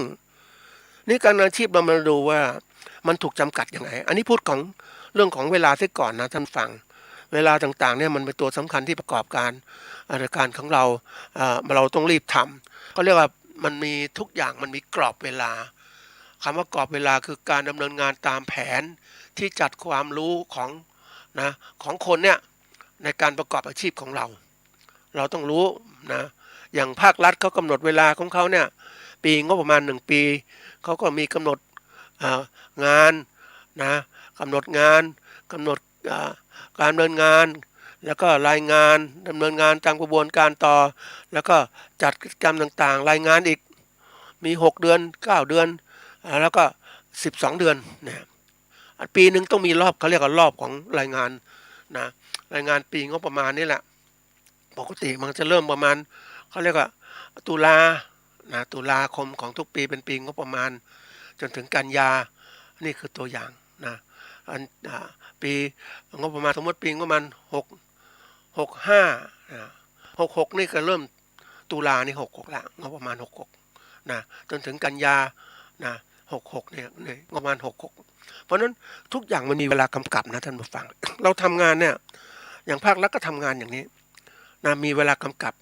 แล้ววันนี้เวลากำกับของเราเนี่ยมันจำกัดนะว่ามันต้องดูทำงานให้มันได้ตามงานอย่างนี้ตามเวลาเพราะนั้นทุกอย่างกำหนดไว้ด้วยเวลาทั้งนั้นไม่ใช่ว่าจะยืดเวลาไป มันไม่ได้ล่ะเหมือนคนทำงานนะท่านผู้ฟังอย่างที่บอกนะหนูน้อยรีบเร่งพายแต่วันจะสายตลาดจะวายสายบัวจะเน่านะมันถูกบล็อกโดยตรงนี้ไปทำงานแล้วคุณเก็บสายบัวคุณไม่รีบขายมันก็เน่าเลยนะเพราะนั้นตลาดวายมันขายไม่ได้เห็นไหมเพราะนั้นทุกอย่างมันต้องรีบเร่งคุณไม่เร่งคุณอยู่บางคนเฉยๆเรื่อยๆอย่างเงี้ยมันไม่ได้แล้วยุคปัจจุบันนั้นท่านผู้ฟังทุกสิ่งทุกอย่างกำหนดด้วยความมีคุณภาพของคนคุณภาพของคนมันจะแข่งขันได้ถ้าแข่งขันไม่ได้ก็ทิ้งก็ต้องหมดโอกาสไปยังนึกถึงอย่างตัวอย่างเช่นนะสมัยก่อนนะสัตว์ต่างๆมันอยู่รอดมันด้วยการพัฒนาสัตว์ที่เข้มแข็งย่อมอยู่รอดได้กว่าสัตว์ที่อ่อนแอย่อมตายไปเขานึกถึงไอ้โควิดที่มันระบาดนะแน่นอนก็ต้องระบาดคนที่อ่อนแอก็ตายไปสิคนที่แข็งแรงอยู่รอดก็อยู่ไปนี่คือธรรมชาติเป็นจริงอย่างนั้นแต่ถ้าเรารู้เฮ้ยเราอ่อนแอเรากลัวโควิดต้องรีบพัฒนาตัวเองให้แข็งแรงเนี่ยมันเป็นการธรรมชาติเพราะนั้นการประกอบการต่างๆเนี่ยอย่างเราประกอบเกษตรก็ทำตัวเองให้เข้มแข็งเตรียมการสำหรับเหตุการณ์ต่างๆที่เกิดขึ้นนี่คือกรอบของเวลาไอ้กรอบตรงนี้นะเป็นกรอบทำงานกรอบถัดมาก็เป็นเรื่องของกรอบของการเขาเรียกว่าเป็นกรอบเวลาของการเรียนรู้ต่างๆอย่างเราเนี่ยมีการเรียนรู้นะตั้งแต่เด็กต่างๆทั้งหมดเลยขึ้นมาทีละขั้นละขั้นเพราะนั้นทุกอย่างจะเติมด้วยวิชาการต่างๆเข้าไปให้เด็กให้มีความสามารถในการเรียนรู้ยุคปัจจุบันเนี่ยโอ้ยคนต่างๆเนี่ยเขาขยันนะคนมีเงินเขาเรียนได้มากนะท่านผู้ฟังเรียนมากเพราะอะไรเขาได้หลักการความคิดวิชาการความรู้ทำให้เขานั้นออกมาประกอบอาชีพเขาจะสามารถได้ตำแหน่งงานที่สูงกว่านะสูงกว่าปุ๊บเขาก็ได้เงินได้มากกว่าแต่ถ้าคนจบมาเนี่ยนะไม่มีความรู้เนี่ยโอ้โหเห็นลำบากนะอย่างวันนี้ไปเห็นคนที่เขาอะไรนะขับรถท่านผู้ฟังขับรถบดรถบดถนนไม่รู้เขาเอาคนที่ไหนมานะแต่ท่าทางจะเป็นคนไทยใหญ่หรือคนอะไรนะเจ้าของคือเจ้าของบริษัทก็หาคนพวกนี้มาทำงานอายุ18-19เองท่านผู้ฟังมาทำงานยังหนุ่มวัยรุ่นแข็งแรงเลยถามเต็มที่เลยนะก็เงินเดือนคงสูงนะแต่ถามว่าเฮ้ยเขาก็ทำได้เท่านั้นนะใช่ไหมแต่เขาความศึกษาเขาได้น้อยแต่ถ้าเราต้องการอย่างนี้ปุ๊บมันต้องขยับมาเราเป็นเกษตรกรธรรมดาเนี่ยมีโอกาสอยากจะทำเกษตรปุ๊บก็ต้องเรียนรู้สูงขึ้นทางวิชาการเกษตรทางการตลาดมาก็โอ้โหรีบทำเลยเนี่ยนี่ก็กรอบเวลาเรียนรู้สำคัญนะท่านผู้ฟังถ้าคนเขาเรียกคนจะบอกเรียนรู้ไม่มีวันจบใช่แต่เรียนรู้ในกระบวนการที่เป็นพื้นฐานเนี่ยมันต้องจังหวะเวลาอย่างเราเนี่ยเอา60-70แล้วจะไปเรียนมัธยมมันไม่มีใครเขารับหรอกโรงเรียนผู้ใหญ่ก็มีแต่ถามว่าให้มันนี้มันโลกมันกว้างนะท่านผู้ฟังบางทีเราเข้าเรียนในระดับของปกติทำไม่ได้แล้วเราก็สามารถเรียนทางอินเทอร์เน็ตเรียนทั้งต่างๆทั้งหมดด้วยความสนใจมันสามารถพัฒนาได้อันนี้มันก็ไม่จำกัดละเพราะฉะนั้นความรู้ที่เราได้อย่างเราต้องรู้เรื่องการถ้าเรียนรู้เรื่องการบริหารชีวิตเป็นสังคมของเรามีวิชาภาษามีเรื่องของการคิดเลขต่างๆเรื่องของการบริหารการเงินต่างๆมันมีอาจารย์ท่านหนึ่งนะท่านผู้ฟังครับต้องพูดดีนะสิ่งที่คนไทยเราอ่อนแอนะวิชาหนึ่งที่เราไม่ได้สอนกันวิชาเศรษฐศาสตร์ในชีวิตประจำวันที่ประจำวันเราดำเนินการเนี่ยเราไม่เคยใช้หลักสูตรวิชานี้เลยทุกอย่างในเวลาชีวิตประจำวันของเราเนี่ยมันมีการลงทุนมีเงินลงทุนที่เราลงทุนมีเงินไปซื้ออาหารการกินมีเงินเข้าเสียเรียนต่างๆนั่นคือการลงทุน แล้วดูผลตอบแทนเนี่ยมันจะกี่ปีจะตอบแทนมามันได้มาแล้วจะตอบแทนต้องหางานที่ดีขึ้นและใช้จ่ายในชีวิตประจำวันต้องมีคำนวณเรื่องนี้ด้วยนะท่านผู้ฟังโอ้ก็พูดดีมากนะอันนี้ก็เป็นข้าราชการเกษียณทั้งโอ้โห80 กว่าแล้วยังคิดถึงเป็นห่วงสังคมว่าวิชาการต่างๆที่สอนเนี่ยครับขนาดนี้ขาดวิชาเศรษฐศาสตร์ในชีวิตประจำวันให้กับเด็กๆเขาเลยบอกว่ามันน่าสนใจนะตรงเนี้ยถ้าเราปูพื้นฐานเด็กๆมันจะรู้คุณค่าในสิ่งที่ทำบางส่วนเฮ้ยจะซื้ออาหารอะไรดีนะที่จะมีเงินให้คุ้มค่ากับการลงทุนไม่ใช่กินน้ำไปน้ำหวานเล่นๆแล้วกินก็เรียกท็อฟฟี่ไปเล่นๆอย่างเงี้ยไม่คุ้มต้องกินอะไรกินน้ำหวานเดี๋ยวนี้น้ำหวานแพงนะท่านผู้ฟังแก้วละ20หรือ10 บาทอย่างเงี้ยแพงทั้งที่ไม่มีอะไรถ้าเราเด็กมีวิชาความรู้เรื่องนี้ปุ๊บมันจะรู้เลยว่ามันคุ้มกับการกินไหมจะกินอาหารอะไรดีที่มีคุณค่าทางอาหารสูงอย่างเนี้ยนี่คือสอนเราต้องเรียนรู้อย่างนี้เพราะนั้นถ้าไม่เรียนรู้อย่างนี้เราก็ไม่สามารถจะดำเนินการต่างๆได้เพราะฉะนั้นกรอบเวลาเนี่ยสำคัญนะครับเราต้องรีบทำให้มันได้กรอบเวลาเหล่านั้นกำหนดงานต่างๆเนี่ยนะทีนี้มาถึงว่าไอ้กรอบของงานนะกรอบงานพวกคนทำเนี่ยมันเป็นเรื่องที่ว่าปกติคนนะทำงานก็คิดงานเป็นใหญ่นะงานเป็นใหญ่เลยเอางานที่นี้สิ่งที่พูดเหมือนการพูดถึงเอาเวลามาก่อนเพราะว่าอยากจะบอกท่านผู้ฟังว่าเดี๋ยวนี้คนไม่ให้ความสำคัญกับเวลาแล้วเวลามันหมดไปเนี่ยนะเราก็มาเขาเรียกว่าเราก็มาเพลิดเพลินกับสิ่งต่างๆจนกระทั่งลืมเวลาที่มันหมดไปเพราะว่าเราทำงานไปเรื่อยๆอย่างเราจะทำอะไรเนี่ยท่านผู้ฟังเราอยากทำงานทุกคนก็อยากทำงานมองที่งานอย่างนั้นแหละจะลืมไปว่าเฮ้ยงานเหล่านี้มันมีเวลาจำกัดนะเราจะทำงานจังหวะไหนที่เหมาะกับเวลานะงานนั้นเนี่ยอย่างเรียนก็จังหวะเรียนก็ต้องเรียนแต่ไปทำให้มันดีขนาดเรียนเนี่ยมันจะคุ้มจังหวะไหนคนทำเนี่ยสำคัญมากนะแล้วกำหนดเวลาเริ่มต้นเวลาหยุดเสร็จสิ้นของงาน หลังเราเนี่ยบางทีเราทำงานแล้วก็เพลินไปนะสนุกสนานคืออย่างสมมติเราปลูกต้นไม้ท่านผู้ฟังปลูกต้นไม้เพลิดเพลินไปหมดไปวันๆนึงท่านผู้ฟังทางมานิดเดียวแต่เพลินกับการปลูกต้นไม้จะลืมไปเฮ้ยเวลามีคุณค่าเนี่ยทำไมปล่อยเวลาผ่านไปอย่างนั้นมันเพลินไหมน่ะมันหลงเพลินเดี๋ยวนี้เวลาเรานั่งดูโทรทัศน์น่ะเราก็เพลินไปกับโทรทัศน์มันสอนนู่นพูดนี้มันเพลินไปเวลาหมดไปจริงๆแต่เวลาฝึกตนเพื่อทำงานต่างๆแล้วโอ้โหมันลำบากมันเดี๋ยวนี้มันมีเขาเรียกมีตัวทำลายเวลาเรานะก็คือสมาร์ทโฟนนั่นแหละทำลายเวลาของเด็กในการเรียนรู้ทำลายเวลาของผู้ใหญ่ในการทำงานบางคนมาจะเล่นไลน์เล่นแชทต่างๆคุยกันผ่านโทรศัพท์ต่างๆมันหมดเวลานะท่านผู้ฟังแล้วมันเพลิดเพลินไปสิ่งเหล่านี้บางคนก็ดู YouTube ดูไลน์ไปเรื่อยเป็นหมดนะมันเหมือนกับว่าคุณค่าเวลาต่างๆไม่ให้ความสำคัญเลยคือเราไม่ให้ความสำคัญกับมันนะแล้วมันก็หมดเวลาจะย้อนไปไงเวลาทำงานคนทำงานเดี๋ยวนี้ไปเจอคนทำงานหลายคนก็นั่งดูอันนี้เป็นลูกจ้างท่านผู้ฟังแต่พวกเจ้าของธุรกิจหรือเจ้าของนั้นเขาจังวางเขาไม่ดูตรงนี้มันไม่คุ้มค่าเหมือนกับการลงทุนนะท่านผู้ฟังลงทุนไปเนี่ยสมมุติ100 บาทถ้าท่านลงทุนไปกินก๋วยเตี๋ยวมันก็ได้แค่น้ำแค่เส้นมันเนื้อนิดหน่อยแต่ถ้าท่านลงทุน100 บาทไปซื้อไก่มาตัวเนี่ยได้โปรตีนมหาศาลเลยเห็นไหมมันก็ถ้าเรา100 บาทมันก็น่านะถ้าตัวอย่างมันคุ้มค่ากว่ากันถ้าเราคิดถึงมวลเขาเรียกคิดถึงเนื้อของมันคนส่วนใหญ่ไปติดแต่น้ำรสชาติน้ำนู่นน้ำนี่มันอร่อยนะมันก็หลอกมันตัวเขาเรียกตัวหลอกมันเป็นตัวที่ว่าให้เพิ่มรสชาติแต่เราเก็บรสชาติเหล่านี้มันมีคุณค่าทางอาหารมันไม่มีมันเพิ่มนะมีประโยชน์ตอนนี้กระตุ้นการกินของเรานั่นแหละแต่จริงๆที่มีคุณค่าคือเนื้อหนังที่มันเราบริโภคเนื้อหนังของอาหารที่เรากินเข้าไปเนี่ยมันจะเป็นโปรตีนคาร์โบไขมันเกลือแร่เนี่ยมันเป็นอย่างนี้แต่คนมันเพลินคนไม่เคยมอง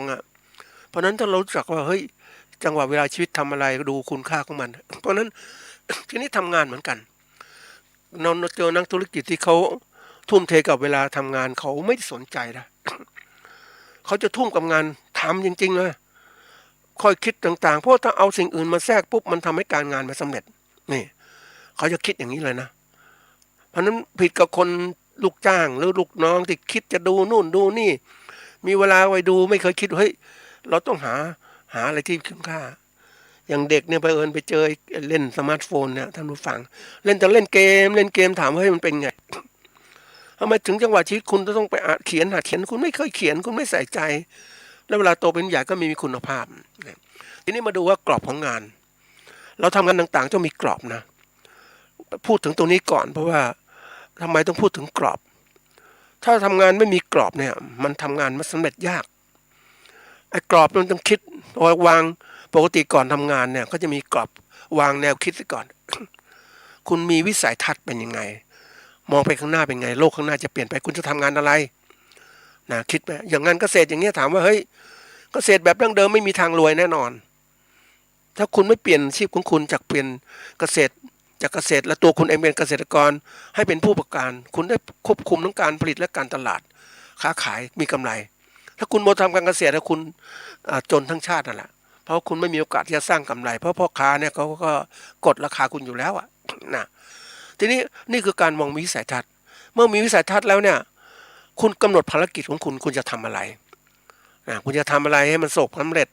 อย่างคุณจะเป็นเกษตรกรคุณต้องทำไงประสบความสำเร็จนะคุณต้องเป็นผู้ประกอบการเกษตรเนี่ยประสบความสำเร็จเนี่ยคุณต้องวางเลยนี่ภารกิจจะทำนู่นทำนี่ภารกิจคุณกำหนดภารกิจนี่มันก็เป็นการงานคิดก่อนละคิดแล้วก็เริ่มทำงาน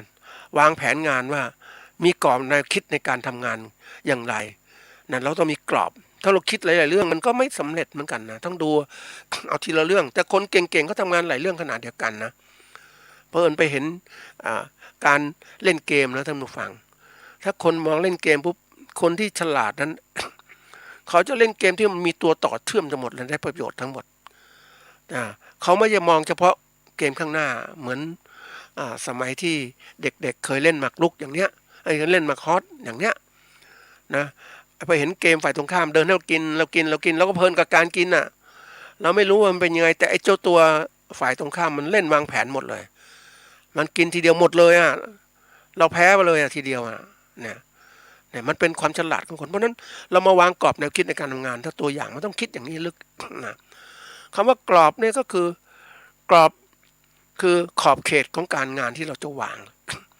เราจะทำงานเรื่องนี้แหละกรอบงานนะทีนี้เรามีกรอบงานแล้วเนี่ยในการทำงานให้ประสบความสำเร็จเราก็มีการศึกษาหาความรู้ที่เกี่ยวข้องกับทฤษฎีต่างๆหัวข้อวิจัยต่างๆที่มันเกี่ยวข้องกับงานของเรานะที่มันประสบงานวิจัยที่มีอยู่เราก็คิดแล้วเฮ้ยมันมีอะไรบ้างที่เกี่ยวข้องกับงานของเราก็เอาสิ่งเหล่านี้มาใช้มี AI ไหมนวัตกรรมประดิษฐ์ที่จะทำให้งานสำเร็จยังไง อย่างเราเป็นผู้ประกอบการเกษตรเนี่ยเราจะผลิตพันธุ์ข้าวใหม่ๆพันธุ์ข้าวใหม่ปลูกไม่ต้องสูงนะต้นเล็กๆอย่างพันธุ์ข้าวญี่ปุ่นอย่างเงี้ยนะเรามีแนวคิดในการคือเราวางกรอบงานต่างๆนะเรากรอบงานนี่คือกรอบงานของเราที่จะทำในการประกอบอาชีพเกษตรอย่างเนี้ยเรามีกรอบงานของเราว่าเฮ้ยเราจะปลูกข้าวปลูกข้าวญี่ปุ่นขายไอ้คนก็มองเฮ้ยทำไมไม่ทำข้าวตัวไปล่ะข้าวญี่ปุ่นมันมีตลาดของเราเองเรามองอย่างผู้ประกอบการเราเห็นว่าข้าวญี่ปุ่นเนี่ยมันจะสามารถที่จะฉีกแนวของการบริโภคได้คือหมายความว่าคนก็ชอบกินข้าวแบบญี่ปุ่นข้าวญี่ปุ่นมันก็นุ่มนะที่เขาขายแพงๆนี่แหละแต่นี่เราเป็นผู้ประกอบการเราคิดให้ทำไงเรามีการวางแผนตลาดแล้วเราจะผลิตนู่นผลิตนี่แปรรูปอย่างนี้ขายตรงอย่างเนี้ยก็คิดแล้วนี่คือตัวอย่างเพราะฉะนั้นแนวคิดของเราต้องวางกรอบงานให้เป็นหาความรู้ต่างๆที่เกี่ยวข้องเขาเรียกพวกนี้ต้องมีมโนทัศน์นะคำว่ามโนทัศน์คือมโนคือภาพมโนคือใจมโนภาพถ้ามโนทัศน์เนี่ยมองทัศนคติที่มีต่อภาพที่จินตนาการแต่มโนภาพคือว่าภาพคือรูปธรรมรูปที่เกิดขึ้นในใจของเราที่เราวางแผนในการทำงานเพราะนั้นเราก็กำหนดตรงนี้ว่าเราจะสร้างงานของเราละกรอบงานวางเลยสร้างความชัดเจนในการงานก่อนมันชัดเจนไหม เราทำนี้สำเร็จไหมไม่ใช่ว่าเฮ้ยเราคิดว่าเราทำไปเรื่อยๆไปไม่เคยคิดอะไรมองไม่ได้เดี๋ยวนี้มันทำงานยุคใหม่แล้วมันคิดไปแล้วทำแล้วเนี่ยมันจะได้ประโยชน์สูงสุดไหมมันได้ผลได้ผลลัพธ์ผลกระทบต่างๆที่เกิดขึ้นไหมมันต้องมีความชัดเจนทั้งหมดคือผลได้นะอันถัดมาคือสามารถเชื่อมโยงไปสู่การกำหนดในเรื่องของการทำงานอื่นๆต่อไปนะมันมีการทำงานอย่างนี้ถ้ากำหนดกรอบงานให้เป็นเนี่ยนะแล้วก็การหัดกำหนดกรอบงานก็เป็นต้องคิดถึงตัวแปรต่างๆหรือปัจจัยต่างๆหรือเครื่องมือต่างๆที่เกี่ยวข้องกับการที่ว่าในการที่จะทำงานสำเร็จหรือเก็บข้อคิดต่างๆที่ได้จากการงานถ้าเราวางนี้ปุ๊บมันทำให้เรามองเห็นต่างๆได้เองเวลาทำงานเนี่ยมันจะเห็นภาพต่างๆชัดกรอบจะเป็นยังไงก็ชัดเจนนะแต่ตัวแปรต่างๆทั้งหมดมันจะบอกเราได้แล้วก็ทั้งหมดเข้าต่อมาคือเป็นทำให้เราทำงานมีความมั่นใจนะสมมติเราผลิตข้าวญี่ปุ่นเราจะมีความมั่นใจเฮ้ยเรามีข้อมูลต่างๆพร้อมมีปัจจัยต่างๆพร้อมต้องหาทำไมพร้อมไปหาปัจจัยมาแล้วก็เริ่มคิดว่าเฮ้ยถ้าทำอย่างนี้สำเร็จแน่นอนมันก็เริ่มทำงานได้ดีขึ้นเพื่อตอบสนองวัตถุประสงค์ว่าเราจะผลิตข้าวญี่ปุ่นขายนะจะมีกำไรแล้วเราก็สามารถเตรียมแนวคิดเรามีแนวคิดเนี่ยทำขณะเดียวกันมันก็เกิดว่าเราวางกรอบงานมันจะเห็นว่าอะไรที่มันจะเกิดปัญหาเกิดขึ้นแหละนะมันจะไม่ทำงานแบบธรรมดามันจะมองเห็นปัญหาที่จะเกิดขึ้นข้างหน้ามีอะไรบ้างที่เกี่ยวข้องมันเวลาเราวางแผนงานเนี่ย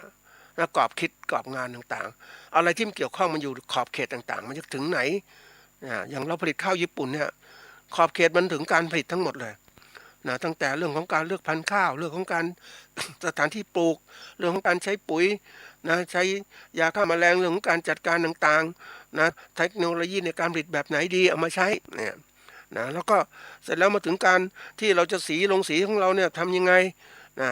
ลงสีขนาดเล็กก่อนได้ไหมนะเราก็อาจจะทำต้องฝากสีที่อื่นเนี่ยโอ้มันก็มีปัญหาสมัยก่อนนะเราไม่เคยคิดนะแต่เรื่องจริงนะท่านผู้ฟัง เวลาเอาข้าวไปลงสีนะเราพันธุ์ข้าวเราก็ดีของเรานะแต่ท่านผู้ฟังเชื่อไหมว่าลงสีพวกคั้นข้าวเราไปปุ๊บเนี่ยแต่พันธุ์ข้าวที่เราได้มามันไม่ใช่ข้าวของเราละเป็นข้าวคนอื่นรสชาติไม่อร่อยพันธุ์ข้าวมันเหมือนก็ข้าวไม่แก่เงี้ยแต่ถ้ามีลงสีหนังเล็กตัวเองปุ๊บมันออกมาโอ้มันดีมากเลยแล้วก็ทำให้ค้าขายเกิดขึ้นได้นะความเป็นได้วางแผนการขายยังไงขายเพียงทีละขั้นตอนต่างๆเหล่านี้นี่เราเห็นปัญหาเนี่ยการที่เรารู้จักการวางกรอบงานเนี่ยสำคัญมากนะมันทำให้เราเตรียมการต่างๆได้มันเชื่อมต่อการวางแผนนะท่านผู้ฟังมันไม่ใช่เรื่องเล่นๆนะเราบางคนบอกว่าเฮ้ยการทำงานของเราในยุคปัจจุบันเนี่ยโอ้ยเราทำงานแบบอย่างนี้เลยไม่ต้องไปคิดอะไรมากทำไหมอยากทำนะอยากจะเลิกก็หยุดอยากจะหยุดอะไรต่างๆคิดอย่างเงี้ยโอ้มันไม่ได้หรอกท่านผู้ฟังยุคใหม่ๆแล้วคุณจะลงทุนทำอะไรต่างๆแล้วเนี่ยมันจะต้องมีการคิดรอบคอบเพราะว่าทุกอย่างเป็นเงินหมดเลยถ้าคุณมองปุ๊บเนี่ยเวลากรอบงานมันจะมีเชื่อมต่อกันกรอบงานที่วางแล้วก็เสร็จแล้วมันก็ในกรอบงานจะมีปัจจัยต่างๆที่ลงทุนหรือปัจจัยในการประกอบการเกษตรมันจะมีอะไรบ้างอย่างพันธุ์ข้าวต่างๆมันจะเห็นหมดเลยเป็นตัวเงินเนี่ยไร่ใช้พันธุ์ข้าวเท่าไหร่อย่างเนี้ยมันจะเห็นเลยพันธุ์ข้าวกี่บาทเนี่ยมันจะเชื่อมต่ออย่างนี้เนี่ยเวลาเราทำงานเนี่ยมันต้องคิดอย่างนี้นะนี่การกรอบเขาเรียกวางกรอบงานไอ้วางกรอบงานดีๆปุ๊บเนี่ยมันจะสามารถมองเห็นอะไรต่างๆที่ชัดเจนปัญหาต่างๆแล้วเราก็เห็นว่าแนวคิดของเราเนี่ยมันมีคนอื่นทำไหมเนี่ยเราจะทำกรอบงานของเราเนี่ยจะทำชิ้นนี้แหละนะว่าจะปลูกพันธุ์ข้าวญี่ปุ่นมีใครทำบ้างมีไม่กี่รายหรอกท่านผู้ฟังเอาพูดถึงตามหลักคนเขาคิดไม่ทันถ้าคนมองไม่ออกก็เราถ้าทำเสร็จปุ๊บก็ค้าขายไปยังร้านที่ขายอาหารญี่ปุ่นหรือขายอะไรต่างๆที่มันมีอยู่นี่แหละนะเพราะพันธุ์ข้าวญี่ปุ่นที่นำเข้ามามันแพงเราขายอย่างนี้ปุ๊บโอเคเลยเห็นไหมเราก็มีตลาดของเราเองละแล้วไม่พอเราก็สามารถจะเปิดร้านขายอาหารที่ใช้ข้าวญี่ปุ่นเนี่ยที่แตกต่างจากอื่นเขาคนกินข้าวญี่ปุ่นนั่นผู้ฟังก็เราบอกว่ามันแตกต่างจากข้าวไทยมันก็หนุ่มหนุกเหมือนกันนะแต่ถามว่าเฮ้ยมันน่ากินนะทำไมถึงแพงก็ว่าต้นทุนมันสูงญี่ปุ่นผลิตมันเกษตรกรญี่ปุ่นถามว่าค่าแรงงานก็แพงเครื่องจักรอะไรแพงหมดเลยเพราะนั้นเวลาผลิตพันธุ์ข้าวมาปุ๊บเนี่ยข้าวญี่ปุ่นมาปุ๊บแพง แล้วจะขนส่งประเทศไทยก็แพงอีกอะนะแต่ถ้าเราผลิตปุ๊บเนี่ยโอ้โหถ้าครองตลาดได้นะร่ำรวยแน่นอนเนี่ยแล้วก็พยายามเขาเรียกว่าผลิตเอาข้าวเนี่ยเข้าสู่ผู้บริโภคโดยตรงนะคนบางคนบอกจะกินข้าวหอมมะลิอย่างเงี้ยนะลองกินข้าวญี่ปุ่นบ้างสิเนี่ยใช่ไหมแล้วก็แพ็คใส่ถุงขายเนี่ยเห็นไหมมันตัวอย่างไปเจอร้านที่เขาขายข้าวอ่ะโอ้โหขายข้าวสารนะท่านผู้ฟังมีข้าวสารต่างๆพันธุ์ต่างๆเยอะแยะก็ค้าขายได้เขาคนเนี่ยเขาไม่ได้ซื้อจากห้างต่างๆนะเขาซื้อพันธุ์ข้าวเขาไม่มีเงินน้อยอ่ะก็ซื้อทีละน้อยแต่ถ้าเราพันธุ์ข้าวญี่ปุ่นไปแทรกกับขายปุ๊บมันก็น่าจะขายได้ใช่ไหมเขาค้าขายได้หูจากร้านเล็กๆกับท่านผู้ฟัง มีคนมาซื้อข้าวก็ไม่เคยเชื่อเหมือนกันนะว่ามันทำไมต้องเป็นอย่างนี้เพราะอะไรเพราะว่าคนปัจจุบันนะมันรายได้น้อยอ่ะนะจะไปกินข้าวอื่นๆมันก็ไม่ไหวอ่ะใช่ไหมก็ซื้อข้าวสารหุงเองทำเองดีกว่านี่เพราะฉะนั้นนี่คือมองเป็นกรอบแนวคิดแล้วก็เริ่มวางของเราแล้วถ้าเป็นไปได้เนี่ยถ้าเราไวอย่างนี้เราวางกรอบแนวคิดในการวิจัยเกี่ยวกับงานปุ๊บแล้วถ้าเรามีการวางกรอบไปสร้างเป็นตัวอักษรคือเขียนแผ่นภาพเขียนแผ่นภาพโดยตรงเนี่ยอันนี้สำคัญนะท่านผู้ฟังจากแนวคิดที่มีอยู่และแปลรูปมาเป็นตัวอักษรที่เขียนบนกระดาษของเราเนี่ย มันจะเห็นว่าจะเชื่อมต่อยังไงทำอะไรมาก่อนมาหลังเห็นปัจจัยต่างๆมันทำให้การคิดมันเป็นระบบที่ดีขึ้นเพราะฉะนั้นในกรอบการทำงานเนี่ยสำคัญมากถ้าได้ตรงนี้ปุ๊บเนี่ยนี่คือกรอบงานเมื่อได้กรอบงานปุ๊บก็ลงมือทำงาน นะปกติเนี่ยเวลาเราทำงานปุ๊บนะเวลาเราดูคนที่จะทำงานปุ๊บไม่ทำงานวิจัยหรือกรอบงานต่างๆเราดูได้ว่าผู้วิจัยหรือผู้ต่างๆเขาเก่งจริงไหมเขาก็เก่งจริงเขาจะเสนองานที่ดีมากเลยมีผลงานวิจัยที่เขาเอามาอ้างอิงนะมีการตรวจเอกสารต่างๆพร้อมชัดเจนนะไม่ใช่ไปเอาข้อมูลไม่มีอะไรที่เขียนมาเองอ่ะถ้าข้อมูลเขียนมาเองจากนักวิจัยที่แบบอะไรอ่ะไม่มีคุณภาพอ่ะคิดเองนะว่าจะทำนู่นทำนี่ถามว่ามันแล้วคุณมีข้อมูลที่เกี่ยวข้องกับความสำเร็จของคุณมีไหมที่เกี่ยวข้องงานของคุณอ่ะคุณไม่มีเลยคุณก็ไม่ควรจะได้รับงานผลงานวิจัยมองออกว่างานนี้ไม่สำเร็จแหละให้เงินไปก็ไม่สำเร็จเพราะฉะนั้นวิธีการเราดูคนเนี่ยถ้าเราอ่านมาทั้งหมดเนี่ยเราจะวางแผนงานได้ดีขึ้นทำให้อะไรเกิดขึ้นทำให้เกิดการทำงานได้ง่ายขึ้นไม่สลับซับซ้อนตรงเรื่องราวของเราสอดคล้องกับความสนใจในเรื่องของเราที่เราทำแล้วก็มองถึงความสำเร็จของงานได้เลยประโยชน์ที่เกิดขึ้นมันเห็นชัดเจนเลยเนี่ยทีนี้ถามว่าวิธีการที่เราจะสร้างกรอบของงานทำยังไงก็ต้องรู้จักเขียนประเด็นต่างๆไว้เราจะทำงานชิ้นนี้แหละนะไม่ใช่คิดอย่างเดียวนะคิดแล้วก็พยายามหาทฤษฎีสนับสนุนหรือข้อมูลสนับสนุนว่ามันน่าจะสำเร็จนะไปหาทำการแล้วก็สร้างทำงานเลยมันจะทำงานให้ประสบความสำเร็จได้ชัดเจนเลยเรื่องนี้สำคัญนะท่านผู้ฟังการวางกรอบของงานเนี่ยในทุกขั้นตอนของชีวิตของเรามันมีงานเยอะแยะหมดเลยแต่งานย่อยๆแล้วก็วางแผนตัดทำย่อยจังหวะนี้คนทำอะไรข้างหน้าคนทำอะไรมันจะเชื่อมต่อเป็นระบบนะถ้าเรารู้จักการทำงานคิดแล้วก็ออกมาเป็นตัวหนังสือวางแผนทำงานแล้วก็เริ่มทำงานเลยเนี่ยมันทำให้ทำงานสำเร็จได้เพราะฉะนั้นมันจะประหยัดเวลาในการใช้ชีวิตการทำงานของเรานะเวลาของเรามันน้อยอ่ะแต่ถ้าเรากำกับไว้การทำงานทุกการงานนั้นเราไม่จะทำเล่นๆเราทำจริงจังเพราะเวลามันจำกัดเนี่ยเราก็จะทำงานอย่างจริงจังใช่ไหมสำเร็จแน่นอนอันนี้ก็เป็นเรื่องที่มาบอกนะท่านเกษตรกรหรือผู้การต่างๆอยากจะทำงานสำเร็จก็ทำแบบนี้ครับนะมีกรอบการงานมีกรอบเวลากำกับนะแล้วกรอบงบประมาณด้วยถ้ามีใส่ลงไปก็จะทำงานดีขึ้น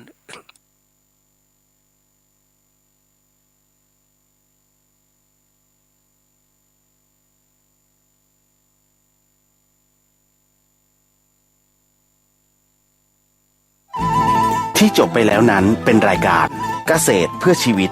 ดำเนินรายการโดยอาจารย์พิชัยคงพิทักษ์